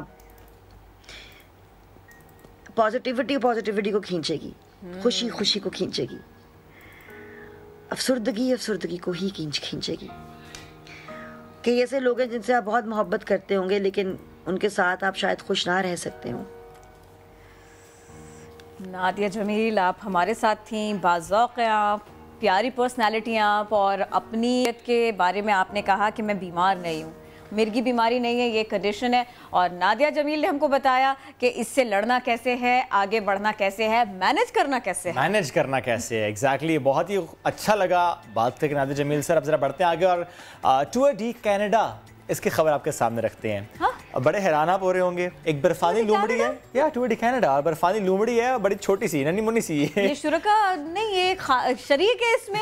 जी बिल्कुल, इकलौती शरीक किरण। और ये सिर्फ और सिर्फ 76 डेज इसमें 3506 किलोमीटर का फासला तय किया। यस, और नॉर्वे से कनाडा यहाँ तक का सफ़र उन्होंने पूरा किया। ग्रीनलैंड के अखबार के मुताबिक लूमड़ी के सफ़र पर साइंसदान भी हैरान है, जिस तरह हम सब भी हैरान है, आप देखने वाले भी हैरान हैं। तो नॉर्वे के पोलर इंस्टीट्यूट में मौजूद मुहक्किकीन ने इस लूमड़ी के सफ़र का जायज़ा लेने के लिए इस पर GPS ट्रैकर लगाया और गुज़श्ता साल मार्च में इसे एक जजीरे में आज़ाद छोड़ा था, लेकिन खुराक की तलाश में ये लूमड़ी ने अपने सफ़र का आगाज़ किया और मगरिब की जानिब जनाब इन्होंने कहा जी मैंने जाना है एस्पा से। तो उस वक्त वो 1 बरस से भी कम थी और ग्रीनलैंड का 1512 किलोमीटर तवील सफ़र सिर्फ 21 दिनों में तय किया और इसके फ़ौरन बाद बर्फीले इलाके में पैदल चलते हुए अपने हैरत अंगेज सफ़र का दूसरा हिस्सा शुरू कर दिया। और वो क्या है भाई? वो ये है कि जब ये लूमड़ी वहाँ से रवाना हुई थी तो डेफिनेटली वो सेट था कि अब ये मौसम भी सख्त है, बट एनीवे उसने कहा कि मैं रुकूंगी नहीं, तो वो चलती रही। 76 दिन बाद वो कनाडा के एक जजीरे पे पहुंच गई। तो तकरीबन 35 किलोमीटर का सफर बर्फ पर पैदल चलकर तय किया था इस लूमड़ी ने। इस लूमड़ी ने तो ये भी नहीं कहा होगा ना कि मैं लाहौर नॉर्वे नहीं जाऊंगी। इसने ये नहीं कहा होगा। वैसे वापसी पर रेड कारपेट बिछाना चाहिए था। कारपेट की बात आप कर रही हैं? जी। Why only red carpet, why not colourful carpets? और उसके लिए अगर हम आपको टर्की ले चले, दिखा भी देते हैं, ना सिर्फ बिछा दें। ये देखिए, लग रहा है कोई आपको ये शायद टाइल्स है, ये कारपेट्स है और ये कालीन का, ये बल्कि कहना चाहिए मिला। ये तो है टर्की में, क्योंकि कहा ही जाता है कि धूप में इन कालीन को बिछाया जाता है ताकि रंग जरा पक्का हो जाए। तो बड़ा खूबसूरत विजुअल है। आप अगर धुले हुए कारपेट को छत पे डालना चाहते थे और डाल रहे थे और सुखा रहे थे तो वो छोड़ दीजिए, जरा ये याद रखिए। और अगर सारे के सारे लोग मिलकर के ये काम करें, देखिए ऐसी शक्ल बनेगी। देखिए कराची में ऐसा नहीं करना आपने, रंग उड़ जाएगा। मैं आपको बता रहा हूँ, ये सिर्फ टर्की में करें। जबरदस्त, वैसे बहुत खूबसूरत विजुअल्स हैं, ये जगह भी बहुत खूबसूरत है। तो टर्की से मेरा ख्याल है वापस आ जाएं, इजाजत है तो वापस आ जाए, वरना आप कहेंगे तो हम टर्की में रह लेंगे। हम आपको मतलब लेके जाने लगे थे मंडी बहाउद्दीन, तो ले चले? बिल्कुल ले चले, क्योंकि यहाँ दुल्हनों के मेकअप और स्टाइलिंग इस सब को सिखाने का मेरे चूजे के कुछ है कि नहीं? चूजा भी देखे, आप भी देखे, क्योंकि वर्कशॉप थी और यहाँ पर खवातीन भी थी, सीख रही थी, सिखा रही थी, आखिर में कैट वॉक भी हुई थी। दीवान आदिल ऐसे नहीं, अपने अंदाज में रिपोर्ट करेंगे। चुचू वॉक नहीं हुई। दुल्हन का makeup, haircut, rebonding, hairstyle, hair streaking और फेशियल सिर्फ पार्लर जाकर ही क्यों करवाएं? मंडी बहाउद्दीन में घरेलू खवातीन को माहिर ब्यूटिशियंस ने ट्रेनिंग दी। आज की जो वर्कशॉप थी ये बहुत अच्छी थी, हमारे लिए बहुत कुछ सीखने का था कि हम घर में बैठी खवातीन, हमारे लिए बहुत अच्छा इन्होंने ऑर्गेनाइज किया, इसमें हमें घर बैठी खवातीन को बहुत कुछ सीखने को मिला। मॉडल दुल्हनें तैयार हुई तो कैट वॉक भी की। जो यहाँ पे बच्चियाँ जो घरों से निकल नहीं सकती, जिनको काम करने के लिए कुछ मुश्किलात हैं, उनको यहाँ पे सिखाने के लिए ये वर्कशॉप अरेंज की है कि वो यहाँ पर आएँ और यहाँ पे कुछ सीखें। खवातीन तो बहुत खुश हैं कि उन्हें मुफ्त में सजने संवरने के नए तरीके सीखने का मौका मिल गया। दीवान आदिल, समा, मंडी बहाउद्दीन। ओके, वापस आ जाएं और आपको अब लिए चलते हैं अदालत के माहौल में, क्योंकि अदालत में बाप और बेटे की मुलाकात हुई। यानी शहबाज शरीफ और हमजा शहबाज दोनों आज लाहौर की एहतसाब अदालत में पेश हुए। कुछ मनाजिर आपको हम दिखा रहे हैं हमजा शहबाज के, कुछ मीडिया नुमाइंदगान भी वहाँ पर मौजूद हैं, कुछ अक्सबंदी भी की जा रही है, कुछ बात भी वो कर रहे हैं। तो जब बात की बात करते हैं तो क्या बात करते हैं? वो जो ये बात करते हैं वो हम आपको बताते हैं। वो लोग आपस में क्या बात करते हैं, वो बेसिकली राना सनाउल्लाह के बारे में बात करते हैं, उनकी गिरफ्तारी से मुताल्लिक तशवीश का वो इजहार करते हैं और एहतसाब अदालत का ये हाथा। लेकिन अभी बाहर के मनाजिर जब उनकी गाड़ी यहाँ पे पहुँचते हैं, नहीं ज़ाहिर है उनके यहाँ पे आज पेशी है, उसके मनाजिर आपको इस वक्त दिखा भी रहे हैं। लेकिन हाथा अदालत की बात हमने आपको बताई थी इससे पहले ना कि वहाँ पर क्या हुआ था, क्योंकि पापा और बेटा मिले, शहबाज शरीफ और हमजा शहबाज, इनको आज यहाँ आना था, एक साथ आना था, इस जगह इकट्ठा होना था। तो जब ये मिले तो क्या गुफ्तगू रही? शहबाज शरीफ ने बेटे को देखा, हमजा शहबाज को देखा तो खैरियत पूछी, उनसे मालूम किया। और इस सिलसिले में राना सनाउल्लाह की गिरफ्तारी पर हमजा शहबाज ने बात की तो उन्होंने तशवीश का इजहार किया। और ये भी उन्होंने कहा किरण, थोड़ा सा माजी का उन्होंने तज़किरा किया, यानी भैंस चोरी, मुनशियात के मुकदमात, इससे मुताल्लिक उन्होंने जिक्र किया कि ये सिलसिले बंद नहीं हो रहे। और वो ये भी कहते हैं कि जब इन्हें कुछ नहीं मिला तो इन्होंने फिर मुनशियात का मुकदमा हम पर डाल दिया, यानी राना सनाउल्लाह पर डाल दिया। तो इससे मुताल्लिक इन्होंने तशवीश का इजहार किया। तो दिस वॉज ऑल फ्रॉम नया दिन टुडे। और जब नया हफ्ता आएगा, नया दिन आएगा तो नई खबरें होंगी, नया कंटेंट होगा, नया अंदाज होगा, बहुत कुछ नया होगा। नया दिन में पुरानी होगी, या चूजा पीला चूजा। कल नहीं, मंडे को होती है मुलाकात। तब तक के लिए अल्लाह हाफिज।